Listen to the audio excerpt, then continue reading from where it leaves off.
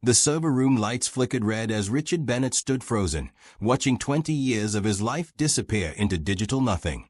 The screen showed only error messages, cascading one after another like dominoes falling. Client data, financial records, proprietary software, everything gone. His phone buzzed with incoming calls. Lawyers, angry clients, board members. He couldn't answer. His hand shook so badly he dropped the phone. It clattered across the tile floor of his Denver office building, the sound echoing through the empty executive suite. It was nearly midnight. Richard had sent everyone home hours ago, after the initial crash. The IT team had tried everything they knew. Nothing worked. The backup systems had somehow been corrupted too. 20 years of building Bennett Solutions from a garage startup to a $70 million company. And it was ending on a Tuesday night in March with red error messages and the smell of overheated electronics. Richard felt his chest tighten. Sharp pain radiated down his left arm. He tried to take a breath, but couldn't fill his lungs. The room tilted sideways. His vision blurred at the edges. He reached for his desk but missed, his legs giving out beneath him. He hit the floor hard, his cheek pressed against the cold tile. Through fading consciousness, he heard footsteps. Running. Voices calling out. Hands touching his shoulder, rolling him onto his back. "Sir? Mr. Bennett? Can you hear me?" A woman's voice, calm but urgent. Richard forced his eyes open. Above him, the face of someone he'd seen 100 times but never really looked at. Grace Thompson. She wore the navy blue uniform of the cleaning company. Her name tag caught the fluorescent light. Her hands pressed against his chest, checking his breathing, his pulse. "Tommy, call 911, Grace said sharply. A teenage boy appeared in Richard's swimming vision. Tall, lanky, with a backpack slung over one shoulder. He pulled out his phone with steady hands. "Is he having a heart attack?" the boy asked, already dialing. "Maybe. Or a panic attack. Either way, he needs help." Grace loosened Richard's tie and collar. "Mr. Bennett, stay with me. Help is coming. Just breathe. Slow breaths." Richard managed to gasp out words. "The company. Everything's gone. Crashed. All of it." Grace looked toward the server room, where lights still blinked their angry red warning. "That's what this is about? Your computer system." 20 years, Richard whispered. 300 employees. All losing their jobs. Lawsuits coming. I'll lose everything. My house. My savings. Everything. The boy, Tommy, crouched beside his mother after finishing the 911 call. What kind of crash? Hardware or software? Richard blinked at the strange question at such a moment. What? The system crash. Was it the physical servers or the software running on them?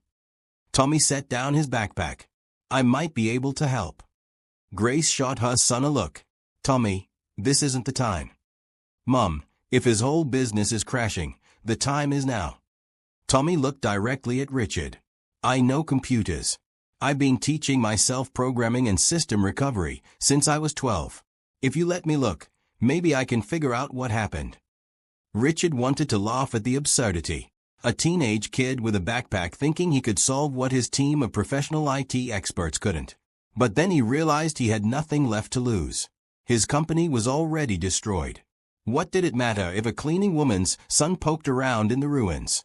"The server room," Richard managed to say, pointing weakly. "Everything's crashing. The backups won't restore. Error code 0x800700057 across all systems." Tommy's eyes widened with recognition. That's a file system corruption error. But if it's hitting backups too, someone might have deliberately targeted them. Do you have off-site storage? Cloud backups? Anything not connected to your main network? Richard's mind felt sluggish, the panic and pain making it hard to think. There might be. Old system from years ago. We stopped using it but never shut it down. Storage facility across town. That could still have your data. Old versions, but better than nothing. Tommy stood and offered his hand to Richard. "The ambulance will be here in a few minutes. But if you want, I can start looking at your system right now. If someone attacked you deliberately, time matters. They might still be in there doing more damage." The pain in Richard's chest had started to ease. His breathing came more naturally. Maybe it had been a panic attack after all, brought on by the worst night of his professional life. Grace helped him sit up slowly, supporting his back. "You do that?" Richard asked the boy. "Just volunteer to try to fix it." Tommy shrugged. "My mom's been cleaning your offices for 5 years. You've always been decent to her. You don't snap at the cleaning staff or treat them like they're invisible. That's rare. So yeah, I'll try to help." The simple kindness in those words nearly broke Richard more than the system crash had. When had he become the kind of person who earned gratitude just for basic human decency toward the people who kept his building running? Sirens wailed in the distance, growing closer. Grace kept her hand on Richard's shoulder. "The paramedics will check you out first. If they say you're okay, then you and Tommy can look at your computers. But not before." "I don't deserve this," Richard said quietly. "You don't owe me anything. You should be at home, not here in the middle of the night, dealing with this." Grace smiled, and it transformed her whole face. "Maybe we don't owe you anything. But that's not how kindness works. You don't only help people who've earned it. You help because it's right." The ambulance pulled up outside, red and blue lights flashing through the office windows. 2 paramedics rushed in with equipment. They checked Richard's vitals, asked questions about his symptoms, ran an EKG. After 20 minutes, they determined he'd had a severe panic attack, not a heart attack, but strongly recommended he go to the hospital for observation. "I can't," Richard said. "My company is dying. I need to be here." The older paramedic, a woman with gray streaks in her dark hair, gave him a stern look. "Your company won't benefit from you dying on the floor. You're under severe stress. You need to get checked properly." Tommy stepped forward. "Give me 2 hours. Let me see what I can figure out with the system. If I can't make progress, then you go to the hospital. But if I find something, you might need to be here to make decisions. Executive authorization stuff." Richard looked at this teenager who was offering to spend his night trying to save a company he had no connection to. Something shifted in his chest, different from the earlier panic. A small spark of something he'd thought was completely extinguished. "Hope." 2 hours, Richard agreed. "If you can't fix it by then, I'll go get checked out." The paramedics made him sign a waiver and left reluctantly. Grace helped Richard to his feet. His legs felt weak but held. Together, the 3 of them walked to the server room. Tommy stopped at the door, his expression serious beyond his years. "Before I start, you need to know I might make things worse. I'm good, but I'm not a professional. There's a chance I could accidentally damage something while trying to fix it." "There's nothing left to damage," Richard said. "Do whatever you think might work." Tommy nodded and entered the server room. He set his backpack down and pulled out a laptop covered in programming stickers. Within seconds, he was connecting cables, pulling up screens of code that looked like another language to Richard. Grace guided Richard to a chair in the hallway. "Sit. Rest. I'll make you some tea from the break room." As she walked away, Richard watched through the glass window as Tommy's fingers flew across his keyboard. The boy's face showed intense concentration.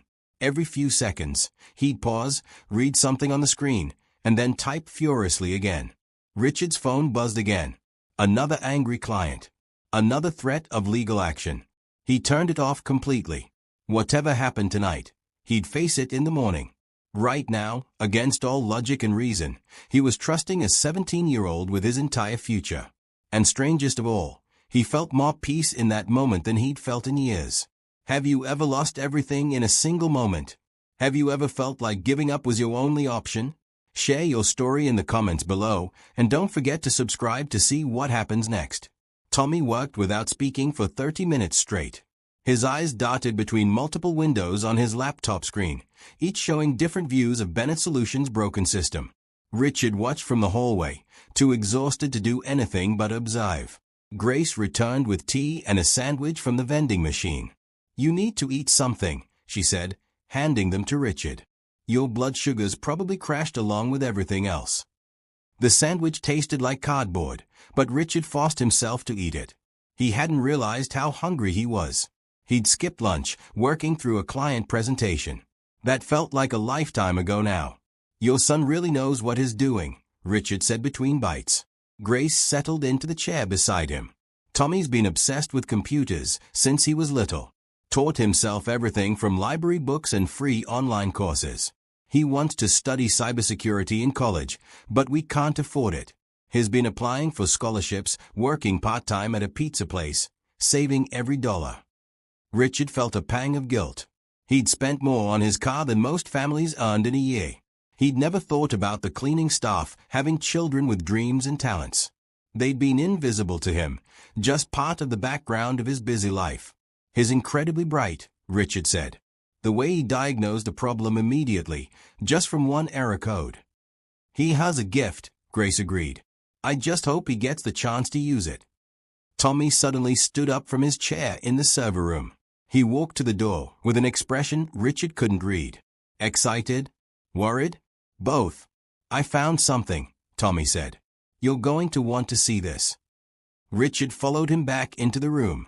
The screens now showed what looked like lines of log files, timestamps, and codes running down the displays. Someone did this on purpose, Tommy explained. Look here. These entries show manual commands being executed, not automated processes. Someone with administrator access went through your entire system and deployed malware that corrupted not just your active files but specifically targeted your backup protocols. Richard felt his stomach drop. Who? Who would do this? Tommy pulled up another screen. The commands came from this user account. Derek Morrison. Does that name mean anything to you? The name hit Richard like a physical blow. Derek Morrison. His former chief technology officer. Richard had fired him 6 months ago after discovering Derek had been padding expense reports and billing the company for personal purchases. Derek had threatened him during that final meeting, said Richard would regret it. But Richard had never imagined this. He was an employee, Richard said slowly. I fired him for stealing. He threatened me, but I thought it was just angry talk. He left a backdoor in your system when he left, Tommy said. He's been accessing it remotely for months, setting this all up. Tonight he triggered everything at once. Your active systems, your backups, everything. He wanted to destroy you completely. Richard sank into a chair, the weight of the betrayal crushing him. He'd trusted Derek. They'd worked together for 8 years. He'd promoted Derek, given him bonuses, invited him to family barbecues. And Derek had responded by trying to destroy everything. Can you fix it? Richard asked. Is there any way to undo what he did? Tommy bit his lip. That's the thing. I think I can.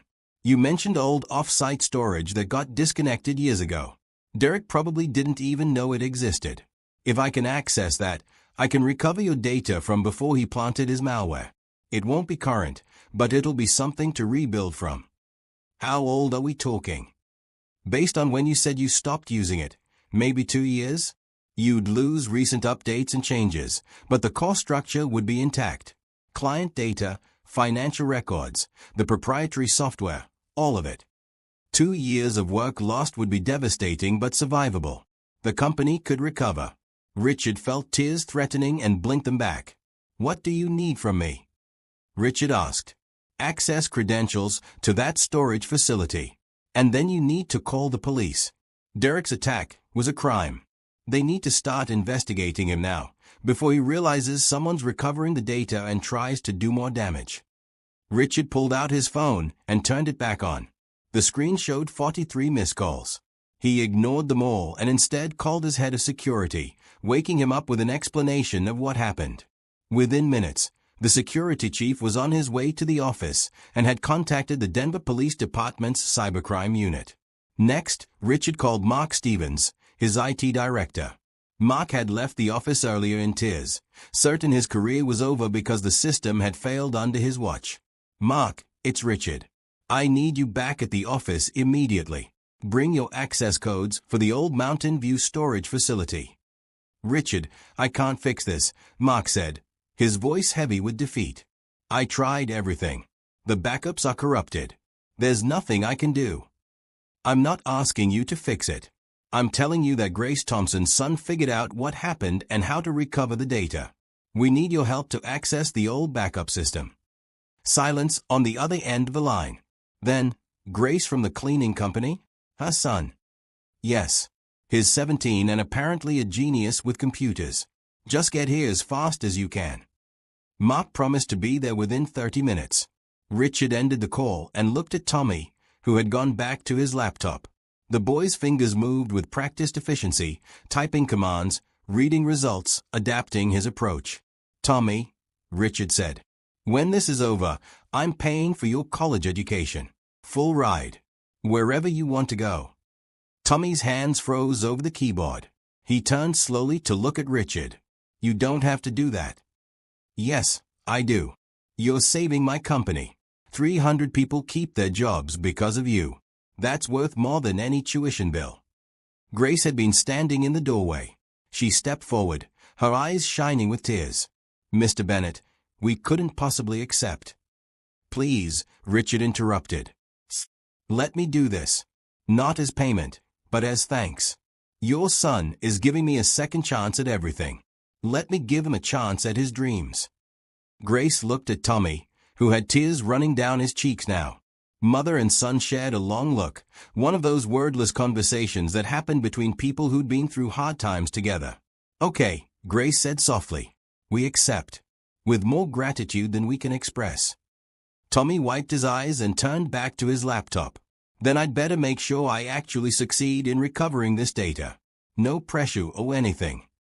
Despite everything, Richard laughed. It felt good to laugh again. Half an hour ago, he'd been collapsed on the floor, certain his life was over. Now he sat in a server room at 1 in the morning, watching a teenager work miracles. And for the first time in years, he felt genuinely hopeful about the future. Mark Stevens arrived 20 minutes later, out of breath and disheveled. He stopped short when he saw Tommy at the computer. "This is who's fixing our system?" Mark asked. "A kid. This kid diagnosed in 30 minutes what our entire IT department missed," Richard said. "Be nice to him. He's saving all our jobs." Mark had the grace to look embarrassed. He pulled out his phone and started reading off access credentials for the old storage system.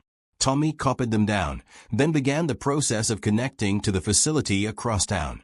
The room fell silent except for the hum of servers and the clicking of Tommy's keyboard. Richard watched the screens, not understanding most of what he saw, but recognizing the focused intensity with which Tommy worked. This was someone who genuinely loved what he was doing, who saw puzzles where others saw impossibility. Finally, after what felt like hours but was probably only 20 minutes, Tommy sat back with a long exhale. "I'm in," he said. "The old storage system still has everything. It's all intact, no corruption. Derek never touched it because it wasn't on the network anymore. I'm starting the recovery process now." Mark leaned over to look at the screen. His eyes widened. "That's brilliant. Why didn't I think of the old system?" "Because you were panicking," Tommy said, not unkindly. "Panic makes you forget the obvious stuff. I've done the same thing working on my own projects." "How long will the recovery take?" Richard asked. "For full restoration? Maybe 8 to 10 hours. But I can have critical client data back within 2 hours. You'll be able to contact your customers first thing in the morning and tell them their information is safe." Richard felt the last knot of tension in his chest finally release. His company would survive. His employees would keep their jobs. There would be work to do, damage to repair, but they had a path forward now. "I don't know how to thank you," Richard said to Tommy. The teenager grinned, suddenly looking his age instead of like the focused professional he'd been all night. "You already are. I'm going to study cybersecurity at whatever college I want. That's more thanks than I ever imagined getting for anything." Grace hugged her son from behind, resting her chin on his head. "I'm so proud of you." "Couldn't have done it without you teaching me not to give up when things get hard," Tommy said. Richard watched the moment between mother and son and felt something shift in his understanding of the world. He'd spent 20 years building a company, chasing success, measuring worth in profit margins and market share. But what had he really built? A business that almost collapsed completely because he'd been too focused on numbers to notice the people around him. The cleaning woman he'd barely noticed was raising a son more talented and capable than most of his highly paid staff. She'd been right there, working in his building every night, and he'd never bothered to learn anything about her life, her struggles, her dreams for her child. How many other people had he overlooked? How many chances to make a real difference had he missed because he was too busy climbing the ladder of success? Mark Stevens cleared his throat. Mr. Bennett, what do you want me to do about the rest of the IT team? Should I call them in? Richard checked his watch. It was nearly 2 in the morning. No. Let them sleep. We'll bring everyone in at the normal time and explain what happened. Tommy's doing the hard work. The team can focus on the recovery process once the data's restored. What about the police? Mark asked. You said you called them. They are sending someone from the cybercrime unit. They'll want to document everything Tommy found about Derek's attack. We'll press charges. He tried to destroy 300 people's livelihoods. That can't go unpunished. Tommy pulled up another screen. I'm saving copies of all the log files that show Derek's access and his commands. That should give the police everything they need to prove what he did. The next 2 hours passed in a blur. Police arrived and took statements. The cybercrime detective, a woman named Officer Patterson, was impressed with Tommy's work and asked for copies of his documentation. The old storage system slowly fed data back into the main servers, rebuilding what Derek had tried to destroy. As dawn broke over Denver, painting the sky pink and orange through the office windows, Richard Bennett stood with Grace and Tommy Thompson and Mark Stevens, watching the recovery progress bar creep toward completion. Critical data restoration complete, Tommy announced. You can start calling clients. Richard pulled out his phone. He had dozens of angry messages waiting, but now he had good news to share. His company had survived. Thanks to an unexpected source of help he'd almost missed because he hadn't been paying attention to the people right in front of him. That was going to change. Starting today, everything was going to change. By 8 in the morning, news of the crisis had spread through the entire company. Employees arrived to find police cars in the parking lot, and Richard still in yesterday's wrinkled suit, greeting everyone personally at the entrance. There was an attack on our systems last night, Richard explained to each arriving worker. It was deliberate sabotage by Derek Morrison. But the situation is under control. We've recovered the data. Your jobs are safe. The relief on people's faces was visible. Many had spent a sleepless night worrying about unemployment, about how they'd pay their mortgages and feed their families. Now they entered the building with renewed energy, eager to help with whatever came next. Jennifer Cole, the HR director, arrived and immediately sought out Richard. I've been fielding calls since 5 this morning from worried employees. What do you need from me? Call an all-hands meeting for 9 o'clock. I want everyone to hear what happened directly from me. No rumors, no speculation. Just facts. Jennifer nodded and hurried off to organize it. Richard continued greeting employees, shaking hands, accepting hugs from several longtime workers who'd been terrified they were losing their jobs. At 8:30, Mark Stevens approached with Tommy. Both looked exhausted but satisfied. The full restoration is almost complete, Mark reported. We'll have everything back online by noon. Tommy here walked me through his entire process. His approach was something we should have thought of ourselves, but we'd all written off that old storage system as dead weight. Sometimes it takes fresh eyes to see solutions, Richard said. Tommy, you should get home and sleep. You've been up all night. Tommy shook his head. I want to stay for the meeting. I want to see everyone's reaction when you tell them they are okay. Grace had been speaking with some of the other cleaning staff, explaining what her son had done. Now she joined them, looking worried. Tommy, you have school today. Mom, I just saved a whole company. I think I've earned 1 day off from high school. Grace looked to Richard, who nodded. He's earned it. Let him stay. At 9 o'clock, 300 employees packed into the company's main conference room and overflow spaces. Richard stood at the front, looking at all the faces he'd taken for granted for so long. These weren't just employees. They were people with families, with dreams, with lives that depended on the decisions he made. Last night, our company suffered a deliberate cyber attack, Richard began. Derek Morrison, who I fired 6 months ago for embezzlement, planted malware in our system that he triggered last night. He tried to destroy everything we've built together. Gasps and angry murmurs rippled through the crowd. Several people shouted questions. Richard raised his hand for silence. Let me finish. The attack nearly succeeded. For a few hours last night, I thought we were done. I thought I'd have to tell all of you that your jobs were gone. I was wrong. We survived because of an unlikely hero." Richard gestured for Tommy to join him at the front. The teenager hesitated, but Grace gave him a gentle push forward. "This is Tommy Thompson," Richard continued. "He's 17 years old. His mother, Grace, is our night cleaning supervisor. Tommy was here waiting for her last night when the crisis happened. He offered to help. Without payment, without any obligation, just out of kindness. And he figured out in 30 minutes what our entire IT department couldn't. He found our old backup system and recovered all our data." The room erupted in applause. Tommy's face turned red with embarrassment, but he managed a small wave. "Thanks to Tommy," Richard said when the noise died down, "we're going to be fine. Better than fine.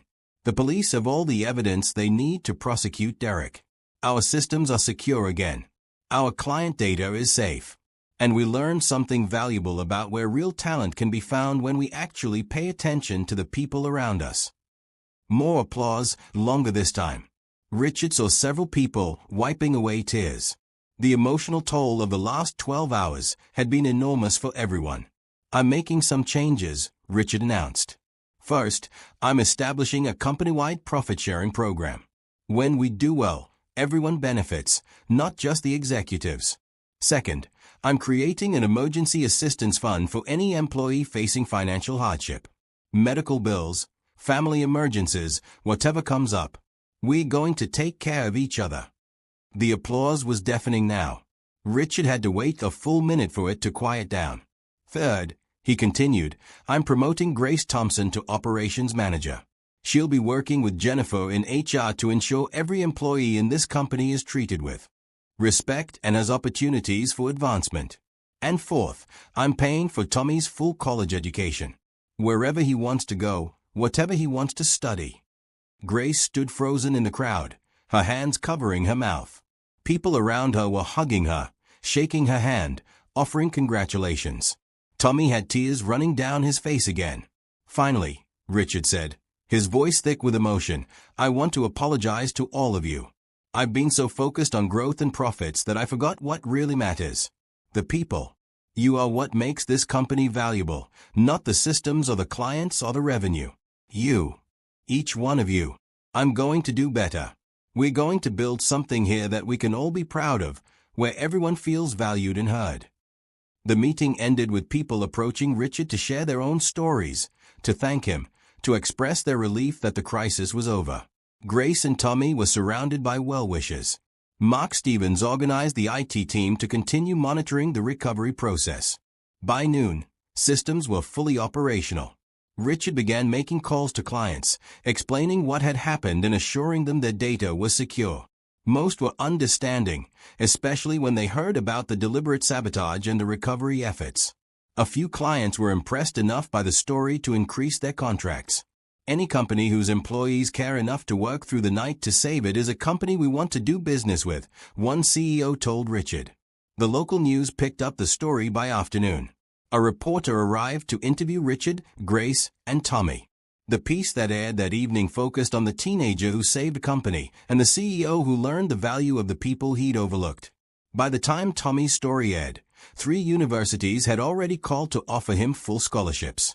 Richard took those calls personally, explaining that Tommy's education was already covered, but suggesting they redirect those scholarship funds to other deserving students. As the sun set on what had been the longest day of Richard's life, he sat in his office with Grace and Tommy. The building was quiet now, most employees having gone home to finally rest. "I meant what I said this morning," Richard told them. "Everything changes from here. I want this company to be the kind of place where talent is recognized regardless of where it comes from, where people help each other, where we're a real community." "That's a beautiful goal," Grace said. "But goals are easy. Following through is hard." "I know. That's why I need your help. You've been here 5 years, watching how things really work from a perspective I never had. You know what needs to change. I'm counting on you to help me make those changes real." Grace nodded slowly. "I can do that. But you have to promise me something. You have to actually listen when people tell you about problems. Not just nod and move on, but really hear them and act." "I promise," Richard said. No more invisible people. No more forgetting that every person here has a life and a story that matters. Tommy, who had been quiet, finally spoke up. Mr. Bennett, can I ask you something? Why did you fire Derek in the first place? What made you notice he was stealing? Richard thought back to that discovery 6 months ago. An accountant spotted irregular expenses. I investigated and found Derek had been using company money for personal things. Restaurants, clothes, travel that wasn't business related. When I confronted him, he said everyone did it, that he deserved it because he worked hard. But it wasn't his money to take. Did you ever wonder why he felt like he deserved to steal? Tommy asked. I'm not defending what he did. Trying to destroy the company was evil.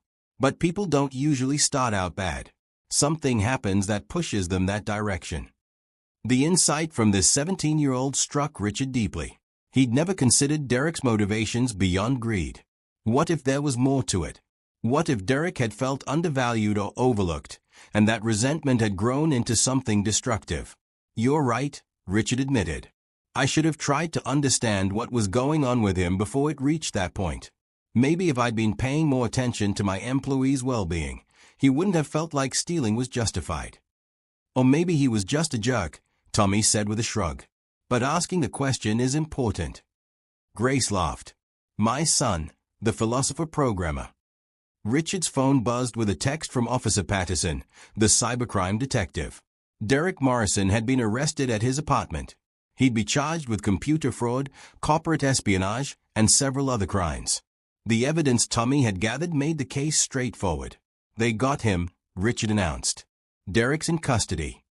Tommy nodded with satisfaction. Good. He tried to hurt a lot of people. He should face consequences. But we won't let what he did define us, Richard said. We're going to come out of this stronger, more connected, more focused on what really matters. As Grace and Tommy finally headed home to rest, Richard stayed in his office a while longer. He pulled up the company directory and began reading through it, not just names and job titles, but actually looking at the people behind the entries. How many of them had talents he'd never noticed? How many had struggles he'd never asked about? Tomorrow he'd start learning those answers. Tomorrow he'd begin building the kind of company he should have created from the start. One where unexpected kindness was the norm, not the exception. Where people looked out for each other. Where a cleaning woman's son could save the day because people actually paid attention. It was a second chance he didn't deserve but had been given anyway. He wouldn't waste it. The following week brought a flurry of activity. Detective Patterson became a regular presence at Bennett Solutions as she built her case against Derek Morrison. Tommy, despite his youth, was treated as the key witness whose evidence had made the prosecution possible. I've worked cybercrime for 12 years, Patterson told Richard during one visit. I've never seen anyone, let alone a teenager, document an attack this thoroughly. Tommy's logs and recovery process notes are textbook quality. The district attorney says this case is airtight. Richard felt a surge of pride, though Tommy wasn't even his son. The boy had returned to school, but came by the office every afternoon to help Mark Stevens implement better security protocols. The two had formed an unlikely partnership, the experienced IT director learning from the self-taught teenager. Grace had settled into her new role as operations manager with natural ease. She spent her first week simply talking to employees, asking about their experiences, their concerns, their ideas for improvement. Richard sat in on many of these conversations and was shocked by what he heard. The break room refrigerator has been broken for 3 months, one warehouse worker told Grace. We kept putting in maintenance requests, but nothing happened. People have been losing their lunches. The women's bathroom on the 3rd floor has a lock that doesn't work, a marketing assistant shared. We've been propping the door closed with a trash can. It's embarrassing and unsafe. My daughter has a chronic illness that requires regular doctor appointments, an accountant explained. I've been using all my vacation days for her medical care. I'm terrified I'll run out and have to choose between my job and her health. Grace documented everything and brought the list to Richard. He stared at the pages of problems, small and large, that had been building up while he focused on quarterly earnings and client acquisitions. How did I not know about any of this? Richard asked. Because the people experiencing these problems didn't think you'd care, Grace said bluntly. They put in requests that got ignored or delayed. Eventually, they stopped asking. They just worked around the problems. That changes now. Fix all of it. Every single item on this list. And if anyone else brings you a problem, I want to know about it immediately. Grace nodded. I also want to talk about wages. We have people working full-time who are struggling to afford rent. In Denver's housing market, what we're paying isn't enough to live on. Richard reviewed the salary data Grace provided. She was right. While his executives earned six-figure incomes, many of the warehouse workers, administrative assistants, and support staff were barely making ends meet. Prepare a proposal for across-the-board raises, Richard said. Everyone below manager level gets a 15% increase, effective immediately. And we'll review it again in 6 months. Grace's eyes widened. Richard, that's going to cost the company millions. We almost lost everything last week. What's the point of saving the company if the people who work here can't afford to live decent lives? Make it happen. The announcement of the raises came during a company-wide meeting 2 days later. The reaction was overwhelming. Several people broke down crying. Others sat in stunned silence, unable to believe what they were hearing. Jennifer Cole, the HR director, approached Richard afterward. I've been in HR for 20 years. I've never seen anything like this. You're changing people's lives.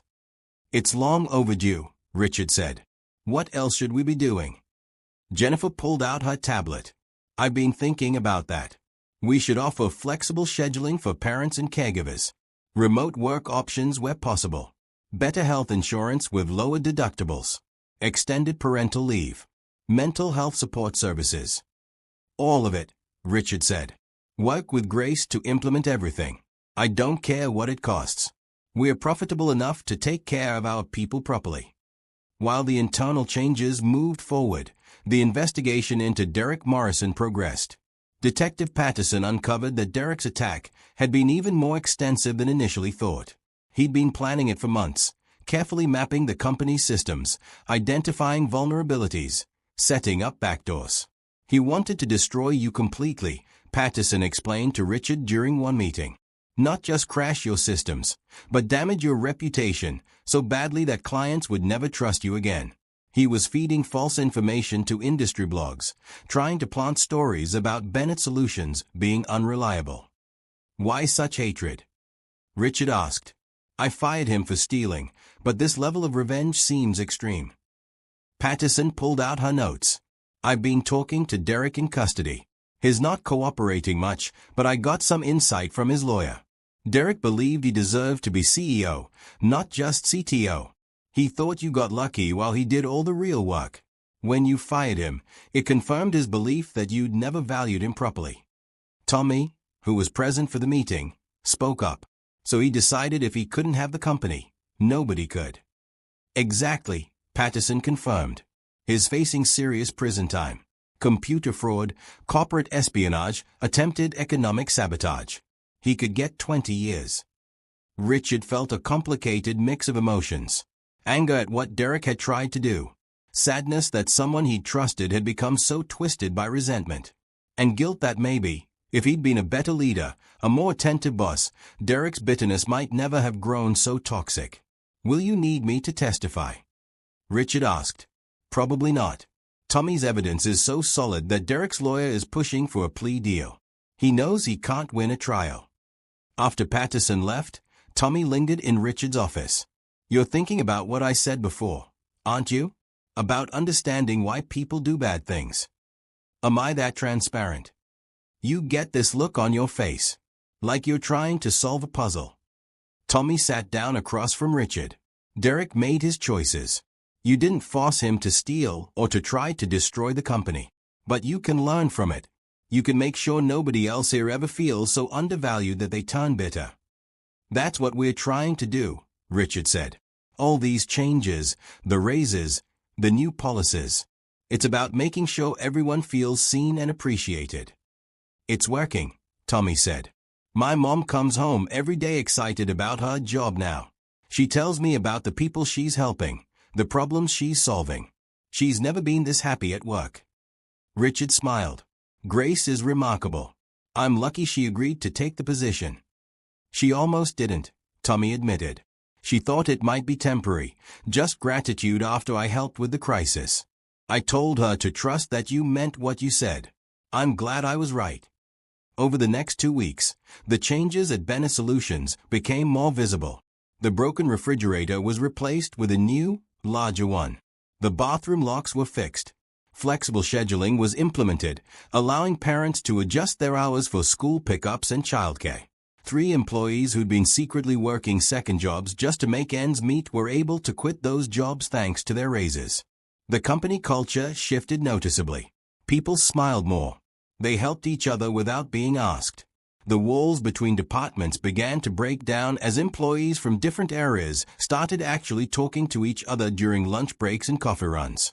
Mark Stevens approached Richard one afternoon with a proposal. I'd like to create an apprenticeship program. We hire young people like Tommy who show aptitude for technology but can't afford college. We train them, pay them a real wage, and give them experience that will help them get jobs or scholarships later. I love it, Richard said immediately. How many apprentices are you thinking? Start with 5. See how it goes. If it works, we expand. Make it 10, Richard said. And advertise it specifically in underserved communities. Let's find the kids who have talent but no opportunities. Mark grinned. Tommy's rubbing off on you. This is exactly the kind of thing he'd suggest. Tommy's wisdom comes from his mother, Richard said. And Grace's wisdom comes from actually paying attention to the people around her. Something I'm still learning to do. Jennifer Cole started a mentorship program, pairing senior employees with newer ones. She also established monthly listening sessions where Richard and Grace met with small groups of employees to hear their concerns and ideas directly. At one of these sessions, a warehouse supervisor named Frank brought up a problem Richard hadn't considered. A lot of our warehouse staff don't have reliable transportation. The bus routes don't align well with our shift times. People are showing up late not because they don't care, but because they literally can't get here on time. What's the solution? Richard asked. Company shuttle service, Frank suggested. Pick up from major transit hubs at shift change times. Or subsidize ride-sharing for employees who need it. Richard looked at Grace. Can we make that happen? I'll work with Jennifer on it. We'll have something in place within a month. True to her word, 4 weeks later Bennett Solutions launched a shuttle service. The company also partnered with a rideshare company to provide subsidized rides for employees working odd hours. The impact on punctuality and morale was immediate and dramatic. Clients began to notice the changes too. The customer service team, now properly staffed and better trained, resolved issues faster and more effectively. The quality of work improved across all departments as employees who'd been stressed about money and personal problems could finally focus on their jobs. A major client, Christine Harper from Tech Forward Industries, visited the office for a quarterly review meeting. She pulled Richard aside afterward. I don't know what you did here, but whatever it is, it's working, Christine said. Your team is sharper, more responsive, more innovative than they've been in years. The work you delivered last month was outstanding. We're investing in our people, Richard explained, making sure they are taken care of so they can do their best work. It shows.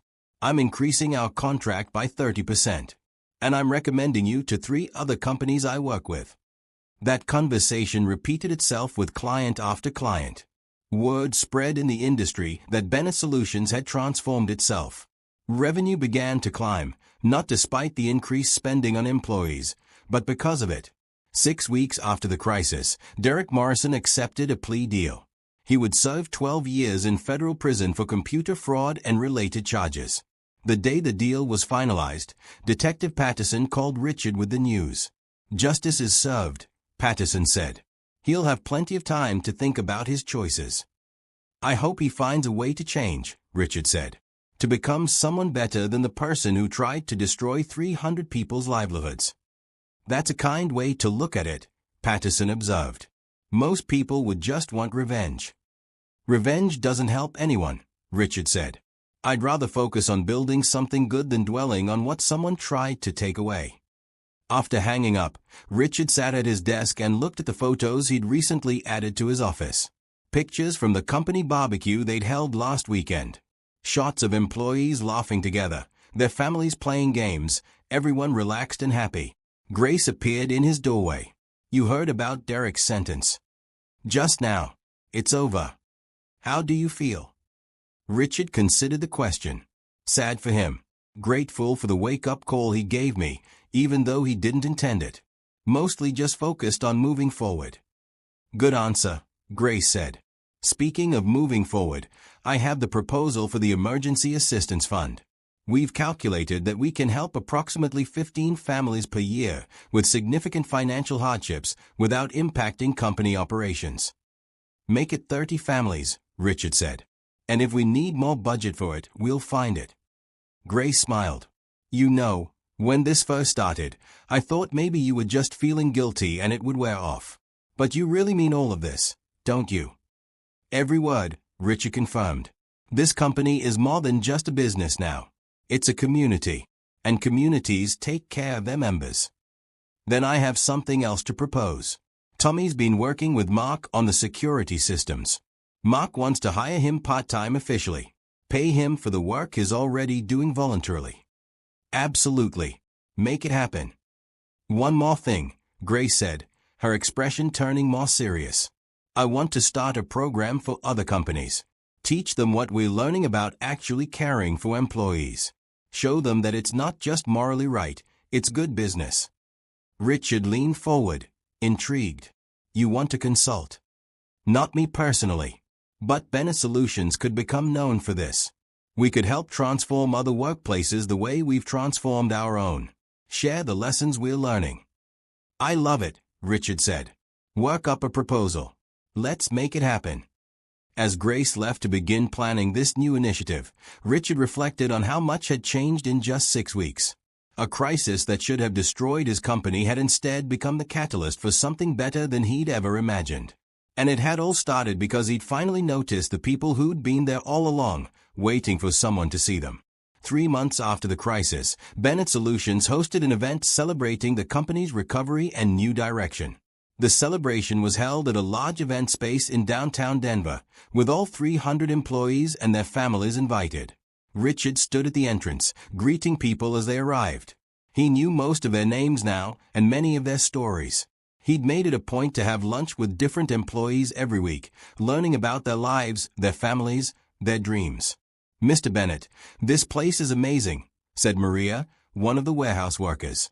She'd brought her 3 children, all dressed up and wide-eyed at the fancy venue. "Please, call me Richard.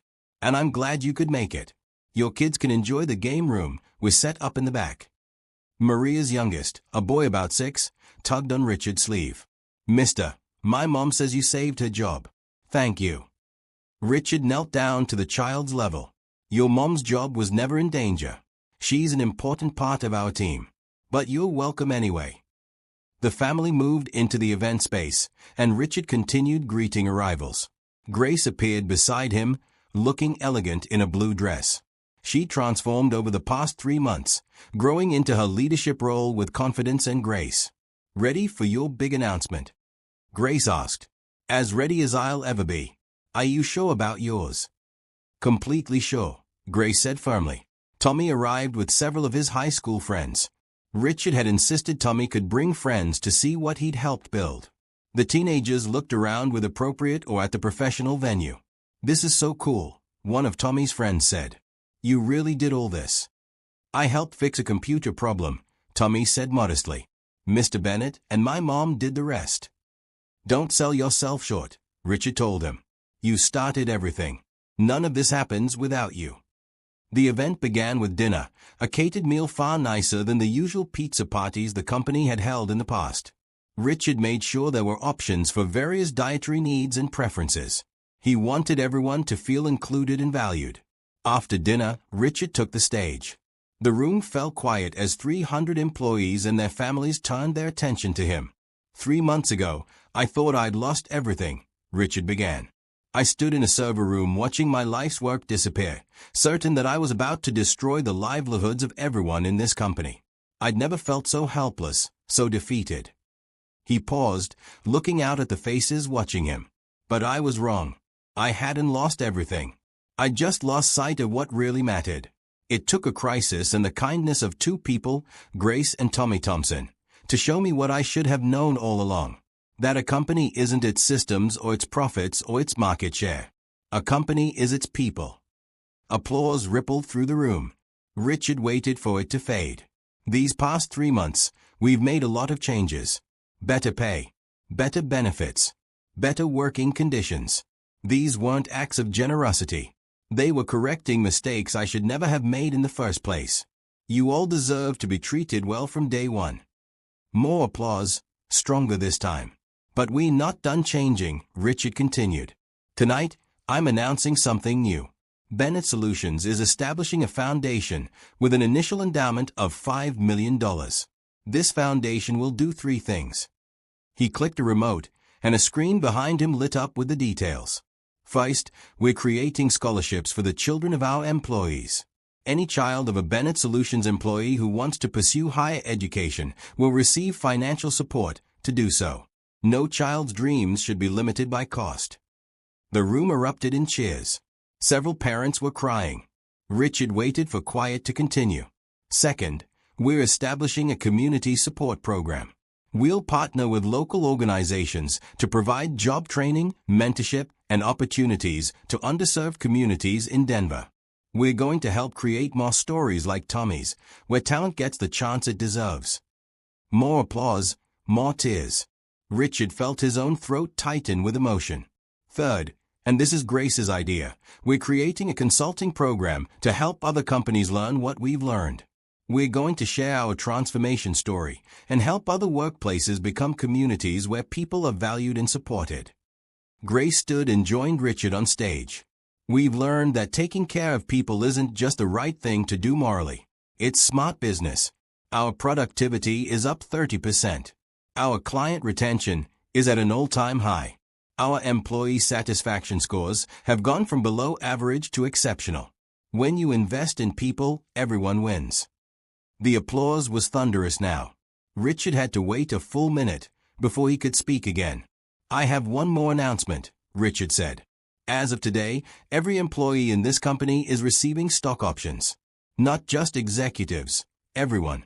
When this company succeeds, you all benefit directly. Because this success belongs to all of us, not just me. The reaction exceeded anything Richard had anticipated. People stood, cheering, hugging each other. Some were openly sobbing. Richard saw Frank, the warehouse supervisor, embrace his wife and kids, all of them crying happy tears. When the celebration finally calmed down, Richard invited Tommy to the stage. The teenager looked uncomfortable with the attention, but came forward anyway. Tommy, you saved this company, Richard said. Your quick thinking, your skills, and your willingness to help someone you didn't owe anything to changed 300 lives. Words aren't enough to thank you. But I want to try anyway. Richard pulled out an envelope and handed it to Tommy. Inside is confirmation of your full scholarship to MIT. They've offered you a spot in their cybersecurity program starting next fall. All expenses paid. Tommy opened the envelope with shaking hands. He read the letter inside, and his face transformed with joy. MIT? Really? Really? You earned it. Tommy hugged Richard, then his mother. Grace was crying again, but smiling through her tears. My baby's going to MIT, she kept saying. I have something for you too, Grace, Richard said. He handed her a different envelope. Inside is your new title and compensation package. You're now Vice President of Operations. Your salary reflects the value you bring to this company every single day. Grace opened her envelope and gasped at the numbers. Richard, this is too much. It's not nearly enough for what you do, but it's a start. The celebration continued for hours. Employees shared their own stories of how the changes had impacted their lives. One woman talked about finally being able to afford treatment for her daughter's learning disability. A man explained that the flexible scheduling let him care for his aging father without sacrificing his career. A young couple shared that the raise allowed them to stop living paycheck to paycheck for the first time in their marriage. Richard listened to each story, feeling both humbled and energized. This was what business should be. Not just profit and growth, but improving lives, creating opportunities, building community. Late in the evening, as the party wound down, Richard found himself sitting at a table with Grace, Tommy, Mark Stevens, Jennifer Cole, and Frank. "We did something special here," Mark said. "I've worked at a dozen companies in my career. None of them felt like this one does now." "It's because people actually care about each other," Jennifer added. "That's rare in the corporate world." "It shouldn't be rare," Grace said. "Every workplace should be like this." "That's why your consulting program matters," Tommy chimed in. "You can teach other companies how to do what you did here." Richard looked around the table at these people who had become his friends, not just his colleagues. "I want to be honest with you all. 3 months ago, I was a different person. I was so focused on success that I forgot about the human beings making that success possible. The crisis didn't change me. You all changed me. Your kindness, your dedication, your willingness to give me a second chance. I'll never forget that." "So what's next?" Frank asked. "We've come so far. Where do we go from here?" "We keep growing," Richard said. "Not just in revenue, but in impact. We keep finding ways to help our people and our community. We stay connected to what matters. And we never forget that the company's strength comes from every person in it, not just the ones in corner offices." Grace raised her glass. "To second chances." Everyone at the table raised their glasses too. "To second chances," they echoed. As Richard drove home that night, exhausted but happier than he'd been in years, he thought about the journey from crisis to celebration. It had started with a system crash and a panic attack on an office floor. It had been saved by a teenager with a laptop and a heart willing to help. But the real transformation had nothing to do with computers or data recovery. It was about a CEO learning to see the people he'd been looking past for years.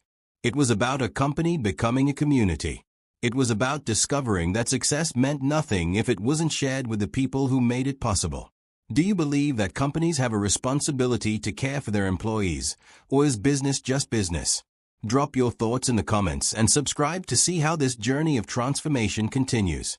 Richard's phone buzzed with a text from Tommy. "Thank you for everything. You changed my life." Richard texted back, "You changed mine first. Thank you for showing me what really matters."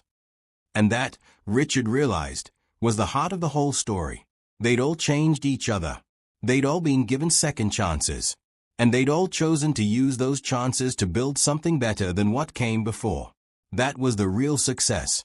Not the recovered data or the saved company or the growing profits. The success was in the transformation of hearts and minds, in the community they'd built together, in the lives they'd changed for the better.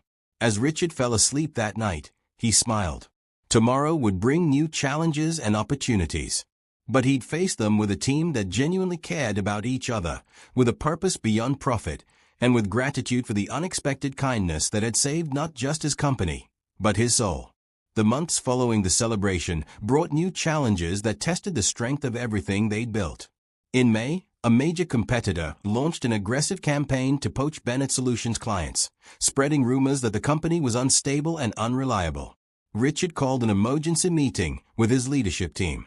Grace, Mark, Jennifer, and Frank gathered in the conference room, along with Christine Harper from Tech Forward, one of their biggest clients who'd agreed to consult on the crisis. "They are hitting us hard," Mark reported. 3 clients have already contacted me asking about the rumors. They are saying we're one crisis away from collapse. "We need to respond," Jennifer said. "But how do we fight back without looking defensive?" Grace had been quiet, thinking. Now she spoke up. "We don't fight them. We tell our truth. Our real story. Not corporate messaging, but the actual transformation we've been through. We let our people tell it." "What do you mean?" Richard asked. "Make a video. Show the world what Bennett Solutions really is. Have employees talk about how things have changed. Show the community programs we're starting. Let clients see the actual people doing the work. Make it impossible for anyone to believe we're just another faceless corporation." Christine nodded enthusiastically. "That's brilliant. Authenticity is your competitive advantage. No other company has a story like yours." Over the next 2 weeks, Jennifer worked with a local production company to create the video. They interviewed employees at all levels. Maria from the warehouse talked about finally being able to afford her daughter's asthma medication. Frank discussed the flexible scheduling that let him attend his son's baseball games. Tommy appeared, explaining how one company's willingness to see his potential had changed his entire future. Grace and Richard were interviewed together, talking about the transformation from traditional hierarchy to genuine community. They didn't hide the crisis or pretend everything had always been perfect. They told the truth about mistakes made and lessons learned. The video ended with a montage of employees and their families at the celebration, everyone smiling, laughing, genuinely happy. The final shot was of the entire company together, 300 people standing unified, with the caption, "When you take care of people, everyone succeeds." They released the video on the company website and social media. Within 24 hours, it had been viewed 50,000 times. Within a week, over 1 million. News outlets picked up the story. Business journals wrote articles analyzing Bennett Solutions' transformation as a case study in employee relations. The competitor's smear campaign collapsed under the weight of overwhelming positive publicity. Clients who'd been wavering renewed their contracts. New clients reached out, wanting to work with a company that clearly valued its people. But the video's impact went far beyond just business. The foundation's email inbox flooded with messages from other companies asking for help implementing similar changes. Workers from across the country wrote to say they'd shown the video to their bosses, asking why their workplaces couldn't be more like Bennett Solutions. Grace's consulting program suddenly had more demand than they could handle. She hired 2 former HR professionals to help manage the requests and began developing a structured program to teach other companies the principles they'd discovered. In June, Richard received a call from the governor of Colorado's office. The governor wanted to feature Bennett Solutions in a statewide initiative to promote better employment practices. Would Richard be willing to speak at a summit of business leaders? Richard accepted, though public speaking had never been his strength. The night before the summit, he practiced his speech with Grace and Tommy, both offering suggestions to make it more personal and less corporate. "Tell them about being on the floor," Tommy suggested. "The moment you thought you'd lost everything. People connect to vulnerability." The summit was held at the Colorado Convention Center, with over 500 business leaders attending. Richard stood backstage, nervous in a way he hadn't been in years. Grace squeezed his shoulder. "You've got this. Just tell the truth. That's all anyone needs to hear." Richard walked onto the stage to polite applause. He looked out at the sea of business suits and skeptical faces. These were people like he'd been 6 months ago, focused on profit, on growth, on beating competitors. He needed to reach them. 6 months ago, I collapsed on my office floor, Richard began, abandoning his prepared opening. I thought I was having a heart attack. Turned out it was panic, brought on by the certain knowledge that I'd failed completely. My business was crashing. My employees were about to lose their jobs. Everything I'd spent 20 years building was disappearing. The room was silent now, everyone leaning forward. I was saved by 2 people I'd barely noticed before. A cleaning woman and her teenage son. They had no reason to help me. I'd never done anything special for them. But they helped anyway, and they saved not just my company, but showed me what I'd been missing all along. For the next 30 minutes, Richard told the whole story. The crisis, the recovery, the transformation. He shared financial numbers, showing how productivity and profits had increased alongside employee satisfaction. He talked about the culture shift, the community programs, the consulting initiative. "I'm not here to tell you this is easy," Richard concluded. Changing your entire company culture, really investing in people beyond just paying them, requires commitment and resources. But I am here to tell you it works. It works financially. It works ethically. And it works for creating something you can actually be proud of building.